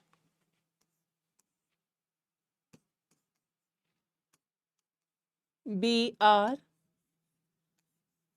C6H5। तीसरा दे रखा है C6H5 BrCH3। आई होप यही है, C6H5CH, ठीक है। लास्ट वाले में लास्ट वाले में कार्बन पर CH3, एक बेंजीन रिंग, एक और बेंजीन रिंग, और फिर लगा हुआ है Br। तो जरा कंपाउंड मार्क कर लेते हैं बेटा। ये हो गया फर्स्ट, ये हो गया सेकंड कंपाउंड, ये हो गया थर्ड कंपाउंड, ये हो गया फोर्थ कंपाउंड। चलिए बेटा डिग्री मार्क कर लेते हैं, उसके बाद मैकेनिज्म देख लेंगे रिएक्टिविटी का कि कहां पे कौन सा तेजी से जाएगा। तो एक बार डिग्री मार्क करते हैं बेटा। Br जिस कार्बन पे वो एक ही कार्बन से जुड़ा हुआ है प्राइमरी, Br जिस कार्बन से जुड़ा है बेटा वो दो और कार्बन से जुड़ा है, तो ये वाला कौन सा हो जाएगा, सेकेंडरी। ध्यान से समझ लो, बाद में मत बोलना। Br जिस कार्बन से जुड़ा है वो भी अगेन दो कार्बन से जुड़ा है बेटा, ये भी सेकेंडरी है। Br जिस कार्बन से जुड़ा है वो एक दो तीन कार्बन से जुड़ा है, तो ये वाला कौन सा हो गया बेटा, टर्शरी। कौन सा हो गया बेटा, टर्शरी। गरिमा पांडे, मैंने बेटा ये करा रखा है। ये वाला हो जाएगा 1 ब्रोमो 1 फिनाइल मीथेन, ये हो जाएगा 1 ब्रोमो 1,1 डाइफिनाइल मीथेन, ये हो जाएगा 1 ब्रोमो 1 मिथाइल 1 फिनाइल, सॉरी ये वाला हो जाएगा आपका 1 ब्रोमो 1 फिनाइल ईथेन, और ये वाला हो जाएगा बेटा आपका 1 ब्रोमो 1,1 डाइफिनाइल ईथेन। ठीक है, आपको इस तरह का नोमेनक्लेचर मैंने क्लास में करा रखा है। चलिए रिएक्टिविटी चूज करते हैं बेटा। SN1 के लिए मेरे को कार्बोकेटायन की स्टेबिलिटी देखनी है, और SN1 सबसे तेजी से जाता है 3 डिग्री अल्काइल हैलाइड के अंदर, यानी फोर्थ वाले में सबसे तेजी से जाएगा, ये तो हमें पता ही है। और 1 डिग्री वाले में बेटा सबसे धीरे जाएगा, तो फर्स्ट वाले में सबसे स्लो होगा, ये भी बात समझ आती है कि 3 डिग्री में सबसे तेजी से, 1 डिग्री में सबसे धीरे। अब ये दोनों बेटा सेकेंडरी हैं, दोनों ही सेकेंडरी हैं, पर कहां पर कार्बोकेटायन स्टेबल बनेगा, तो ध्यान दो बेटा, जब मैं यहां से बॉन्ड तोड़ूंगी तो ये कार्बोकेटायन बनेगा, जब मैं यहां से बॉन्ड तोड़ूंगी तो बेटा ये कार्बोकेटायन बनेगा। यहां पर बेटा कार्बोकेटायन के साथ 2 बेंजीन रिंग जुड़ी है, यहां पर रेजोनेंस ज्यादा होगा। यहां पर कार्बोकेटायन के साथ बेटा एक ही बेंजीन रिंग जुड़ी है, तो यहां पर कार्बोकेटायन का जो रेजोनेंस है वो कम होगा। जहां 2 बेंजीन रिंग है वहां पे ज्यादा रेजोनेंस होगा, स्टेबिलिटी ज्यादा होगी। तो इन दोनों में बेटा इसका कार्बोकेटायन ज्यादा स्टेबल होगा, है ना। ये देखो कहां गया। अब ऐसे ही इसके साथ H हटा दो और एक और फिनाइल रिंग लगा दू, बेंजीन रिंग लगा दू, तो बेटा रेजोनेंस इस रिंग के साथ भी हो जाएगा, उस रिंग के साथ भी हो जाएगा। तो जितना ज्यादा रेजोनेंस स्टेबिलिटी उतनी ज्यादा होती है। तो यहां वाले में स्टेबिलिटी बेटा किसकी ज्यादा होगी आपके, जल्दी बोलो भाई, कौन सा कार्बोकेटायन ज्यादा स्टेबल है आपका बेटा, सेकंड वाले से जो बनेगा, और फिर आएगा आपका थर्ड वाला। तो रिएक्टिविटी का ऑर्डर जिसने ये लिखा है, श्रद्धा भादुरिया, कोड गार्जियन मिश्रा, सुशांत शर्मा, इनके आंसर बिल्कुल ठीक है। फोर्थ वाला बेटा सबसे ज्यादा रिएक्टिव, फिर सेकंड, फिर थर्ड और सबसे लीस्ट इनमें SN1 जाने वाला फर्स्ट वाला है। SN2 का बेटा इसका उल्टा ऑर्डर हो जाएगा, यानी फोर्थ सबसे धीरे जाएगा SN2, क्योंकि फोर्थ वाले कंपाउंड में बेटा भीड़ बहुत ज्यादा है। जब न्यूक्लियोफाइल आएगा बैक से अटैक करने तो उस बेचारे को बहुत प्रॉब्लम होगा, क्योंकि ये बड़ा ग्रुप, ये भी बड़ा ग्रुप, ये भी बड़ा ग्रुप है, तो यहां पर बेचारे न्यूक्लियोफाइल को जगह नहीं मिल पाएगी। फिर हो जाएगा बेटा सेकंड, क्योंकि यहां पे 2 फिनाइल रिंग है, उससे ज्यादा बेटा थर्ड वाला कंपाउंड की एक मिथाइल ग्रुप तो हुआ जो छोटा है थोड़ा, और यहां पर सबसे तेजी से SN2 किस में लगेगा बेटा फर्स्ट में। हाँ, या फिर आप ऐसे लिख सकते हो 1 3 2 4, तो या तो 4 2 3 1 इंक्रीजिंग में या फिर 1 3 2 4 डिक्रीजिंग में। कृष्णा राजपूत सही, काजल प्रसाद सही, बहुत बढ़िया, very nice very nice very nice. तो बेटा देखो सीधी सी बात है, मैं तुम्हें बहुत आसान भाषा में एक बात बता रही हूँ, उसको ध्यान से सुन लो, दिमाग में बिठा लो। SN1 अगर देखना है तो कार्बोकेटायन की स्टेबिलिटी देखना, कहां पर स्टेबल कार्बोकेटायन बनेगा। और जब SN2 देखना है तो बेटा भीड़ देखनी है, जहां पर भीड़ कम है, स्टेरिक हिंड्रेंस कम है, SN2 वहां पर तेजी से जाएगा। ये दो बातें दिमाग में बैठ रही हैं, जल्दी बोलो।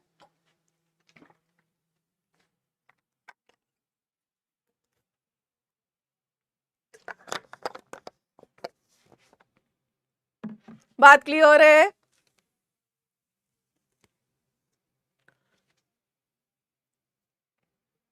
दिव्यांश बेटा वन शॉट बाद में देखेंगे, पहले मैं सिलेबस खत्म कराऊंगी, ठीक है। मेरे लिए पहली प्रायोरिटी सिलेबस खत्म कराना है, और टू बी वेरी ऑनेस्ट अभी तो मेरे पास टाइम भी नहीं है वन शॉट बनाने का, क्योंकि मेरे पास काफी बैचेस हैं इस टाइम पर, ठीक है। बट हाँ, once the syllabus is over, जब आपका सिलेबस खत्म हो जाएगा, रिविजन का टाइम होगा, तो उस टाइम पर हम देख लेंगे, जब चैप्टर की रिविजन करनी होगी, ठीक है। तो SN1 we will look for stability of carbocation. SN2 है तो बेटा हम क्या देखेंगे, स्टेरिक हिंड्रेंस, जहां पर स्टेरिक हिंड्रेंस कम, SN2 तेजी से, जहां पे कार्बोकेटायन की स्टेबिलिटी ज्यादा, SN1 वहां तेजी से। बात क्लियर? चलिए नेक्स्ट क्वेश्चन कह रहा है, which alkyl halide from the following pairs would you expect to react more rapidly by an SN2 mechanism? Explain your answer. जल्दी से। तो SN2 का रिएक्टिविटी ऑर्डर क्या था बेटा, CH3X, फिर प्राइमरी, फिर सेकेंडरी, फिर 3 डिग्री, है ना। और सेम अल्काइल ग्रुप अगर है तो RI, RBr, RCl, RF। जल्दी से बोलो भाई, फर्स्ट में कौन सा होगा, पहला दूसरा, जल्दी मार्क करो, फर्स्ट सेकंड। पोल नहीं करा रही बेटा, टाइम बहुत जाता है, मेरे को टॉपिक भी कराना है, तो प्लीज चैट में ही आंसर दे दो, प्लीज ट्राई टू अंडरस्टैंड। हर क्वेश्चन में पोल नहीं पॉसिबल बच्चे, है ना, टाइम बहुत जाएगा मेरे को क्लास में और भी टॉपिक पढ़ाने हैं। तुम नहीं चाहते कि तुम स्टीरियो केमिस्ट्री स्टार्ट करो इस रिएक्शन की, मैकेनिज्म की।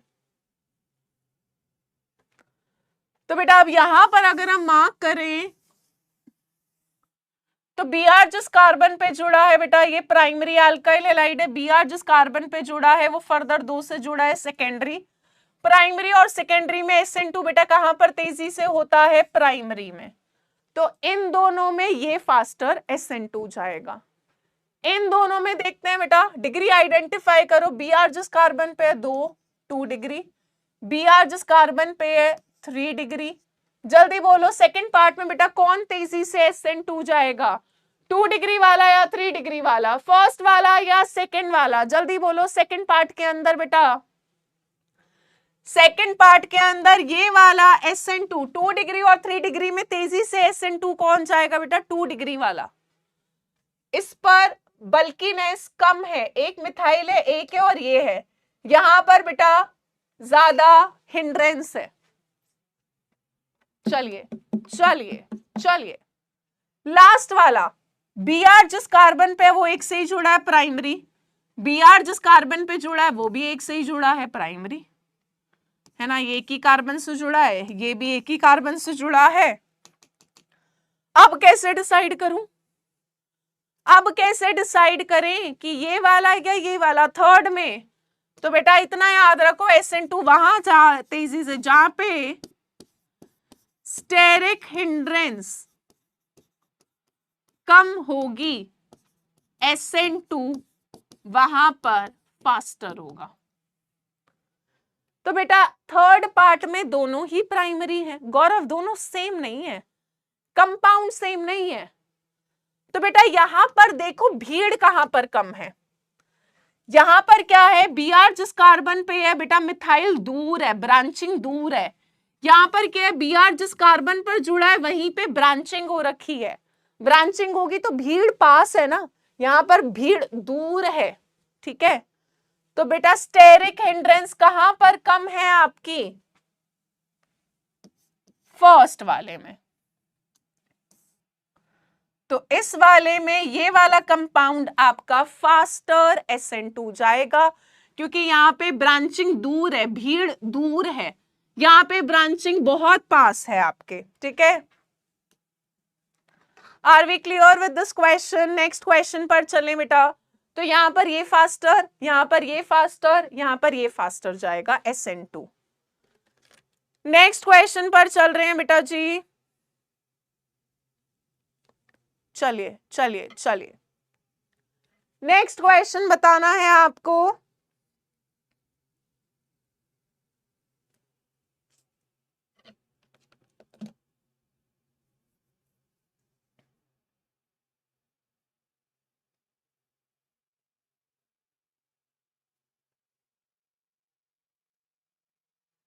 अब बोल रहा है बेटा SN1, अब हमें SN1 चूज करना है। SN1 के लिए रिएक्टिविटी 3 डिग्री, फिर 2 डिग्री, फिर 1 डिग्री, एंड लीस्ट होता है आपका मिथाइल हैलाइड, लीस्ट होता है बेटा मिथाइल हैलाइड।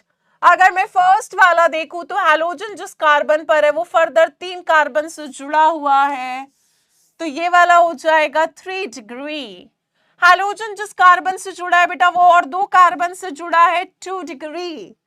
3 डिग्री और 2 डिग्री में फास्टर SN1 पूछ रहा है मुझसे सवाल में, फास्टर SN1, इन दोनों में कौन जाएगा बेटा, पहला वाला। अंजलि ने सही जवाब दिया, मानवी ने सही जवाब दिया, मिस वंदना ने भी सही जवाब दिया, आदित्य कह रहा दोनों में 1 है। आते हैं इस चीज पर, रिद्धिमा, कशिश, दिशा, श्रेया, अलीजा,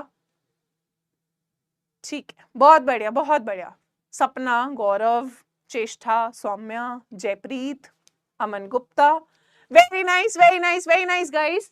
नेक्स्ट वाले में बेटा टाइप आइडेंटिफाई करते हैं। हैलोजन जिस कार्बन पे है वो 2 से जुड़ा हुआ है, 2 डिग्री।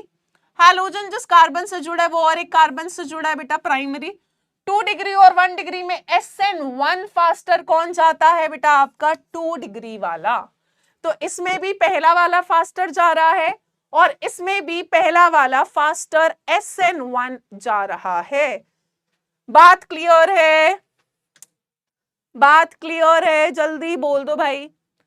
और एक मेरी बात सुनो, है ना, बहुत काम की बात है, DPP5 अभी मत करना, उसको कुछ टाइम के लिए अभी बेटा छोड़ देना, क्योंकि DPP5 के अंदर एलिमिनेशन के क्वेश्चंस हैं।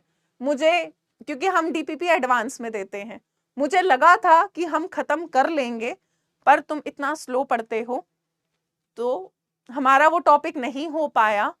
तो फिलहाल के लिए बेटा आप DPP4 तक ही सॉल्व करो, DPP5 जब करनी होगी मैं बता दूंगी, ठीक है, मैं बता दूंगी। तो DPP5 अभी सॉल्व मत करना, मैंने उस लेक्चर में कमेंट भी करा था। हाँ, उसके बेटा क्वेश्चन अलग इसीलिए क्योंकि अभी हमने वो टॉपिक नहीं करा, वो सब्स्टिट्यूशन के बाद टॉपिक आएगा एलिमिनेशन। तो आज की क्लास में DPP नहीं है, DPP5 अभी मत करना, जब मैं बोलूं तब। एक कह रहे आप स्लो, बेटा मैं स्लो इसीलिए पढ़ाती हूँ ताकि तुमको सब अच्छे से समझ आए।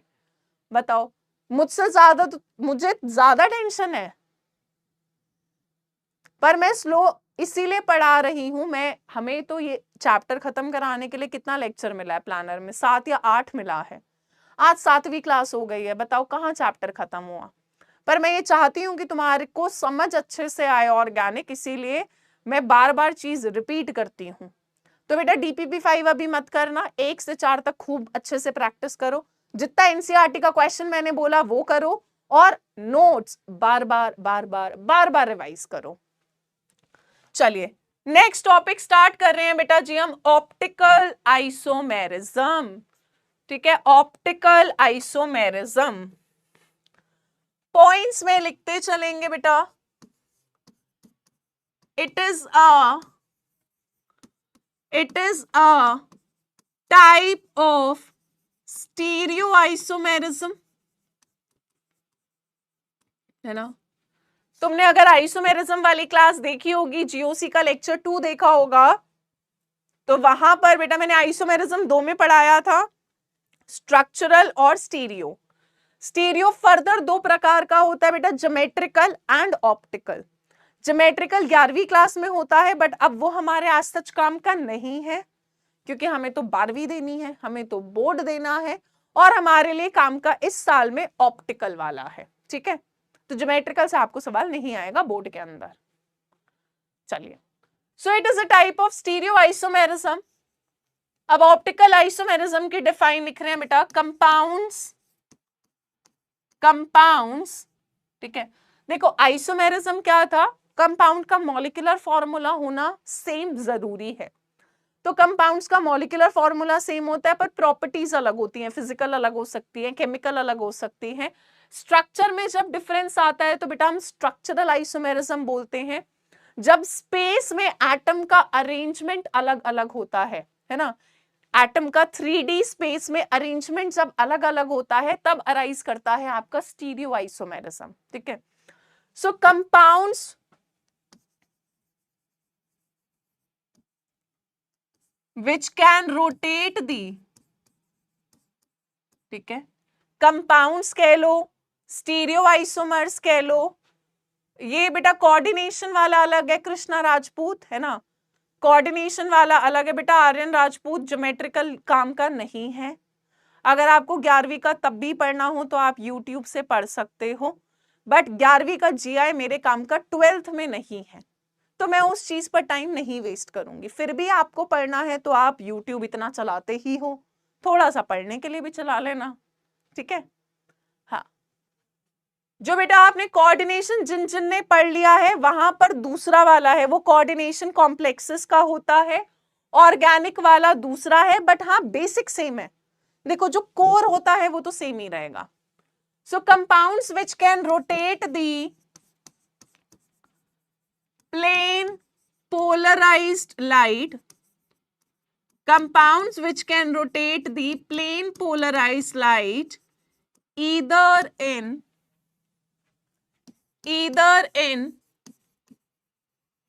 clockwise direction,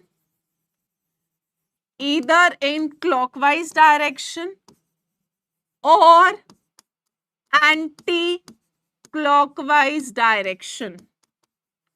ठीक है, ऐसे कंपाउंड्स जो बेटा प्लेन पोलराइज लाइट को या तो क्लॉकवाइज में रोटेट कर दे या फिर एंटी क्लॉकवाइज डायरेक्शन में रोटेट कर दे, ऐसे कंपाउंड्स को हम बुलाते हैं, they are called as optical isomers. पर बेटा आइसोमेरिज्म कंडीशन होने के लिए कंपाउंड हमेशा सेम मॉलिक्यूलर फॉर्मूले के होने चाहिए। ठीक है, तो compounds which can rotate the plane polarise light, ऐसे कंपाउंड्स जो प्लेन पोलराइज लाइट को रोटेट कर सकते हैं, ठीक है, ऐसे कंपाउंड्स आर कॉल्ड एज, या ऑप्टिकली एक्टिव लिख लो, आर कॉल्ड एज ऑप्टिकली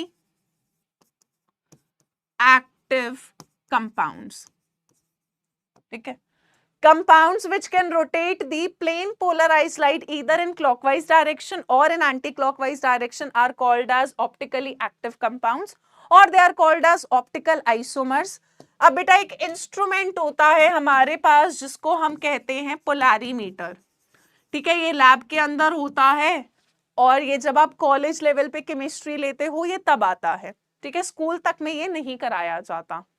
तो यहाँ पर क्या होता है, जो पोलैरीमीटर होता है ये एक मशीन होती है। ये मशीन क्या करती है, आपकी ऑप्टिकल रोटेशन के एंगल को मेजर करती है। ठीक है, सो पोलैरीमीटर जो होता है basically that is used to analyse the it is used to analyze the angle of rotation।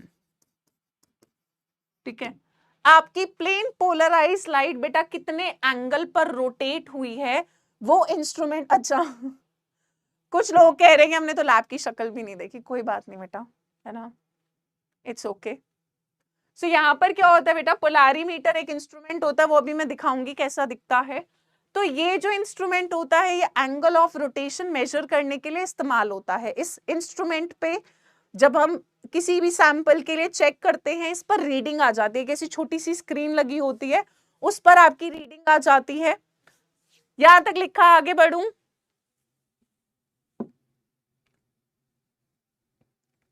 यहां तक लिखूं, मतलब यहां तक लिख लिया, बड़े आगे एक डायग्राम बनाएंगे बेटा कैसे पोलैरीमीटर काम करता है।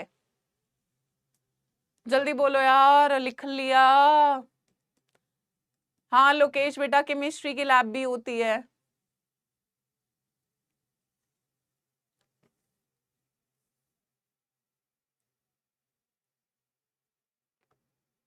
चलिए तो बेटा एक बार देखते हैं कि ये इंस्ट्रूमेंट कैसे फंक्शनिंग होती है।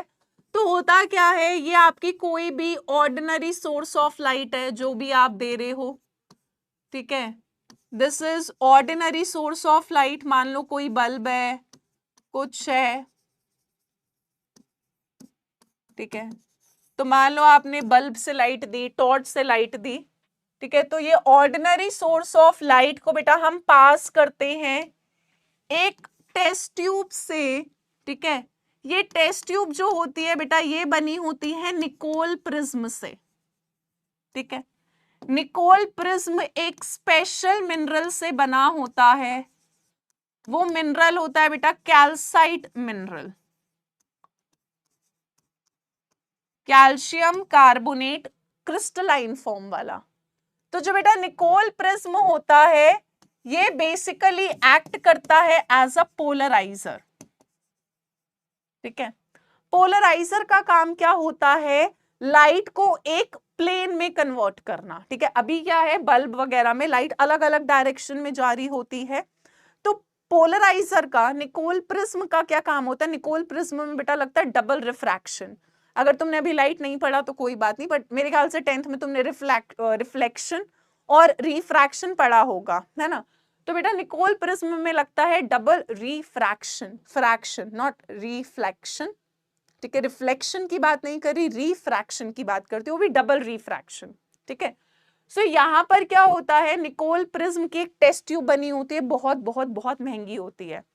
लैब में अगर किसी बच्चे से गलती से टूट जाए, जो बहुत होता था हमारे टाइम पर, तो इसका अच्छा खासा भारी फाइन चुकाना पड़ता था हमको। क्योंकि लैब में क्या होता था, हर स्टूडेंट को, जब मैं कॉलेज में थी, हर स्टूडेंट को इंस्ट्रूमेंट साल के एंड में, मतलब साल की स्टार्टिंग में अलॉट हो जाते थे 3 साल के लिए। ठीक है, और हमारे से एक डॉक्यूमेंट साइन करा लेते थे कि ये आपको इंस्ट्रूमेंट के लिए या ये एपरेटस मिला हुआ है। एंड ऑफ द ईयर जब आप कॉलेज से पास आउट करते थे तो वो आपको एपरेटस वापस देना होता था, पर अगर आपने उसमें कुछ भी तोड़ा फोड़ा खो दिया तो फाइन देना पड़ता था। सो निकोल प्रिज्म का भारी, कम से कम मेरे ख्याल से 10 से 15 हजार का फाइन था, क्योंकि बहुत महंगा होता है। सो यहाँ पर क्या होता था, एक निकोल प्रिज्म की टेस्ट ट्यूब होती है।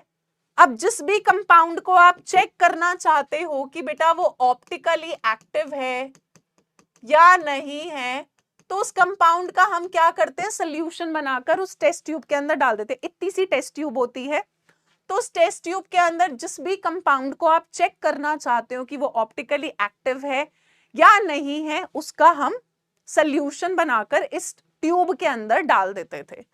अब इस ट्यूब, अब हो क्या रहा है, ये सोर्स ऑफ लाइट बेटा आपके निकोल प्रिज्म से पास करी, सॉल्यूशन को एनालाइज करी, ठीक है, तो यहां पर जो आपकी लाइट होती है वो कन्वर्ट हो जाती है बेटा इनटू प्लेन पोलराइज लाइट, एक ही प्लेन में हो जाती है। ये लाइट क्या हो गई आपकी बेटा, प्लेन पोलराइज्ड लाइट, जिसको हम शॉर्ट में बुलाते हैं पीपीएल, प्लेन पोलराइज्ड लाइट, एक प्लेन में हो जाती है। अब यहां पर बेटा दो पॉसिबिलिटीज हैं, ठीक है, प्लेन पोलराइज्ड लाइट आपकी इस तरह से है, ठीक है, ऐसे है। अगर तो सॉल्यूशन से पास करने के बाद plane polarised light rotates in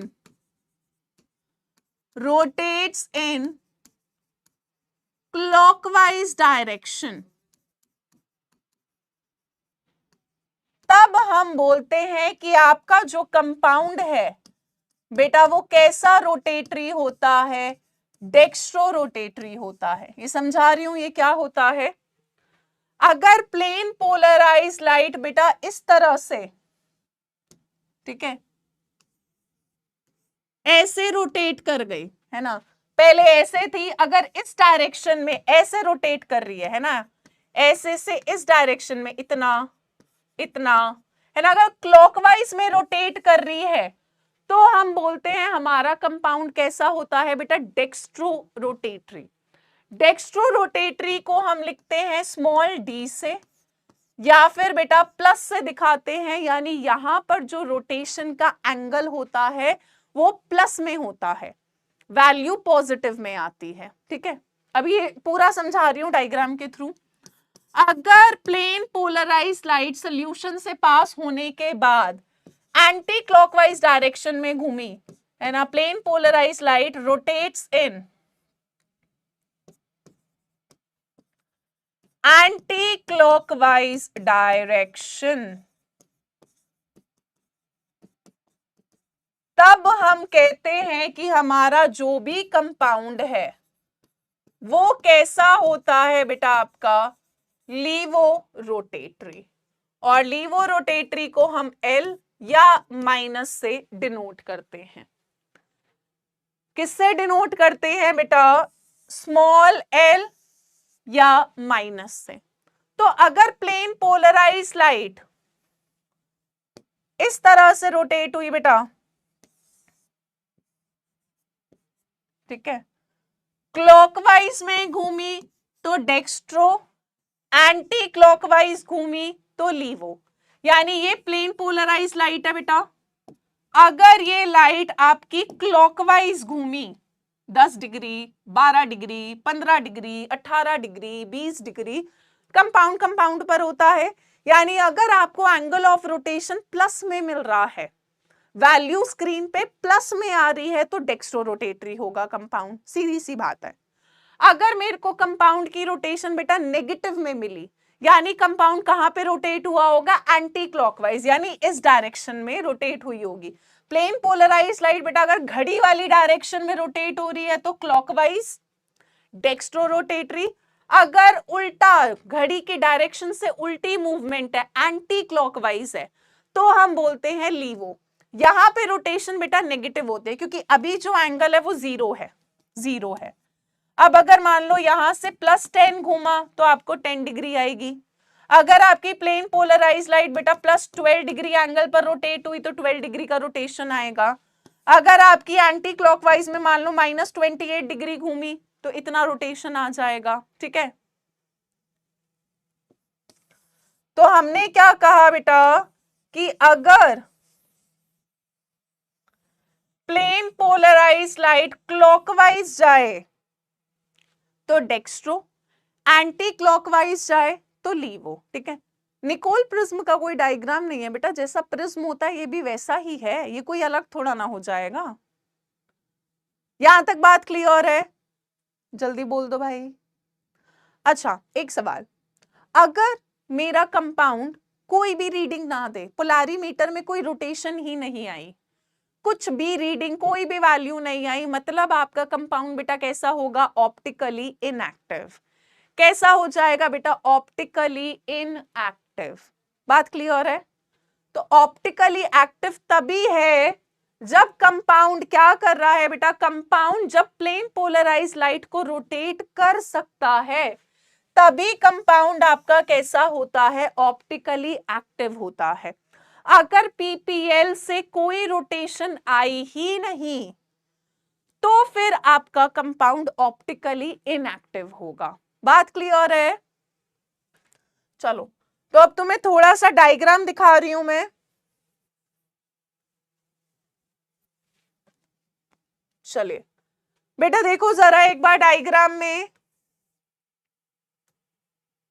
ओहो ओहो,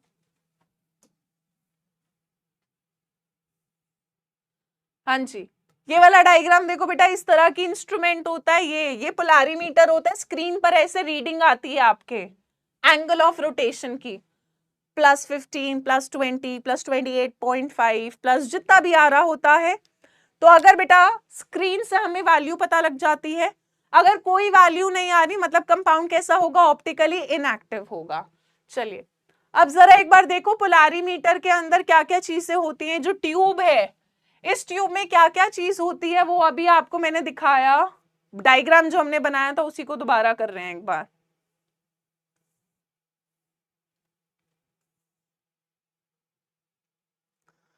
इस डायग्राम पर ध्यान दो बेटा।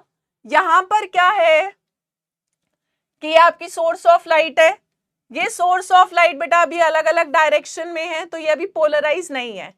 ये जब आपकी पोलराइजर से पास करी, पोलराइजर क्या था आपका? यहाँ पर निकोल प्रिज्म था।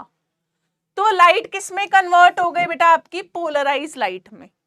अब आपने सोल्यूशन से पास करी, जब आपने सोल्यूशन से पास करी तो आपकी अगर प्लेन पोलराइज लाइट राइट में घूमी, क्लॉकवाइज घूमी तो डेक्स्ट्रो होगा।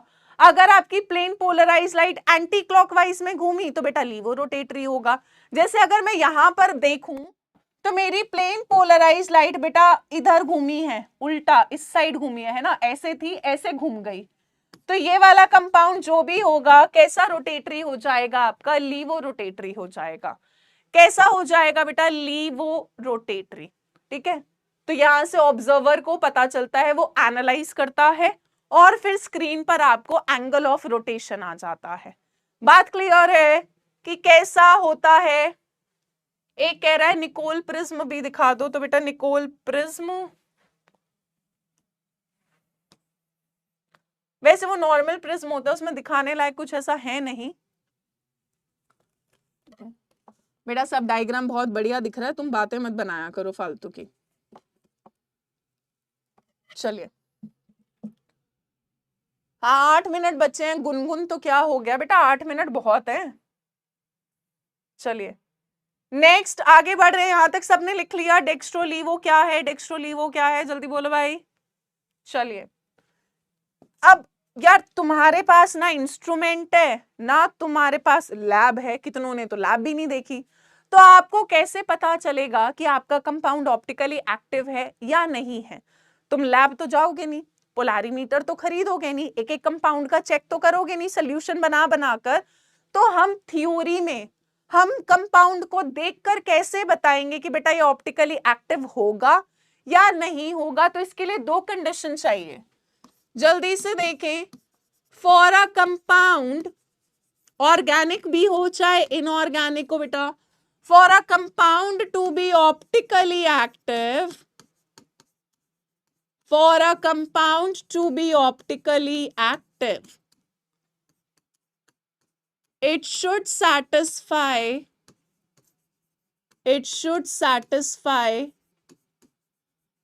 two conditions.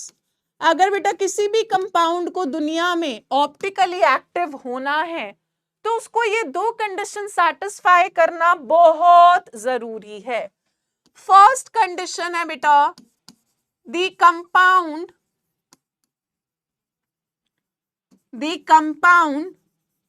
should not be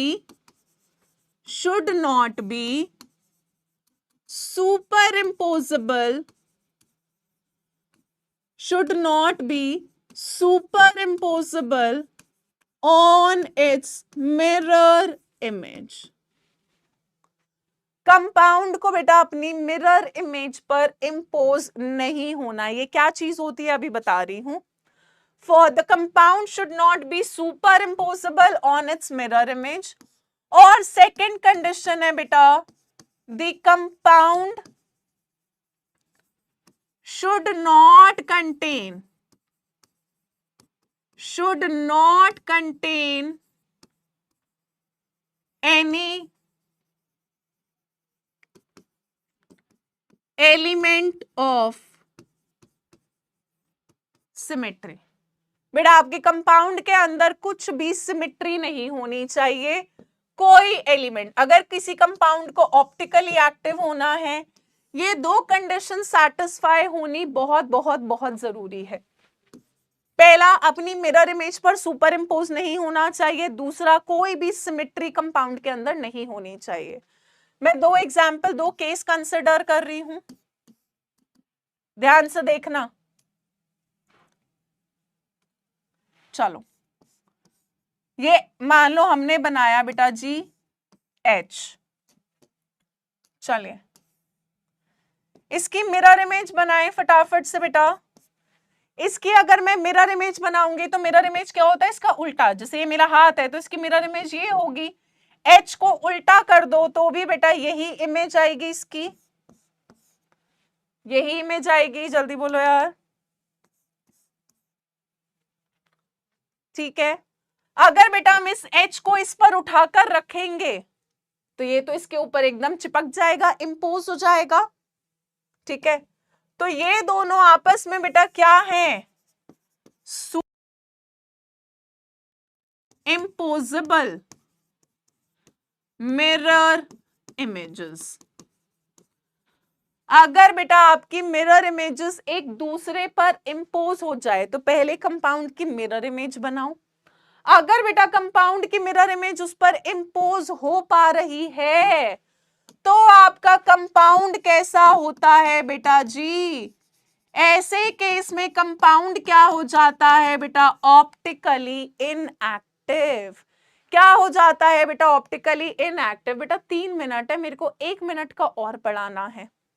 तुम्हारा मैं कोई एक्स्ट्रा टाइम नहीं ले रही, पर मेरी क्लास का जितना टाइम है तुम मुझे उतना तो टाइम दे दिया करो। तुम तो भाई उतना भी पढ़ के राजी नहीं हो, फिर कहते हो मैडम जी सिलेबस जल्दी करा दो, हमारे प्री बोर्ड में ये आ रहा है, हमारे प्री बोर्ड में वो आ रहा है। कहां से सिलेबस कराऊं जब तुम पढ़ के राजी नहीं हो। चलिए अब बेटा अगर मैं इस कप की मिरर इमेज बनाऊं तो इस कप की मिरर इमेज क्या आएगी बेटा, इस कप को उल्टा कर दो, है ना, ये कप है, इसको उल्टा कर दो तो मिरर इमेज बेटा कुछ ऐसी आ जाएगी, है ना। अब अगर इसकी मिरर इमेज को मैं उठाकर बेटा इस कप पर रखूंगी तो पहले कप का हैंडल राइट में था, मिरर इमेज में बेटा कप का हैंडल लेफ्ट हैंड साइड हो गया। इसको जब मैं इस पर उठा के रखूंगी तो सुपर इंपोज नहीं करेगा। जल्दी बोलो भाई, इस कप को इस पर उठाकर रखो, एक जगह हैंडल राइट में था, एक जगह हैंडल लेफ्ट में है, तो ये दोनों एक दूसरे पे इंपोज नहीं करेंगे, उल्टा है। तो अगर ऐसा केस हो बेटा जहां पर आपके पास क्या आए, नॉन सुपर इंपोजेबल मिरर इमेजेस, यानी मिरर इमेज तो है पर एक दूसरे पर सुपर इंपोज नहीं हो रही,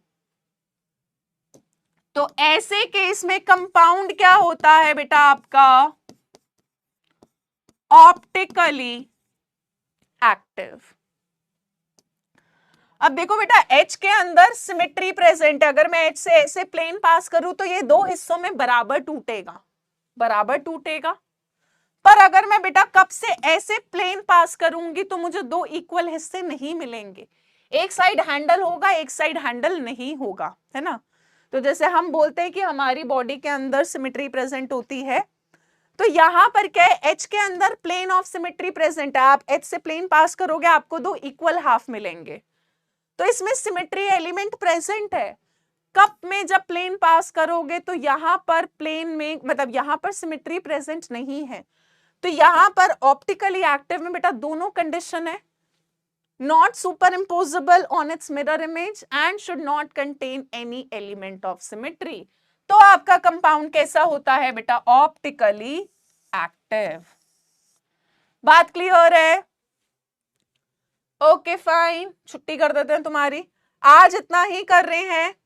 होमवर्क में बेटा डीपीपी खाली 1 से लेकर 4 तक ही करनी है, 6 नहीं करनी अभी, ठीक है? 1 to 4 डीपीपी।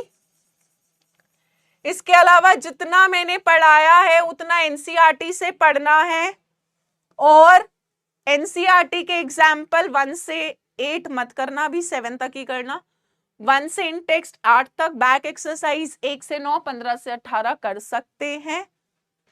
बाकी कल की क्लास में कंटिन्यू करेंगे। Thank you so much guys, bye bye, good night, take care, bye bye bye bye. कल पढ़ेंगे बाकी। Thank you, bye bye guys, bye.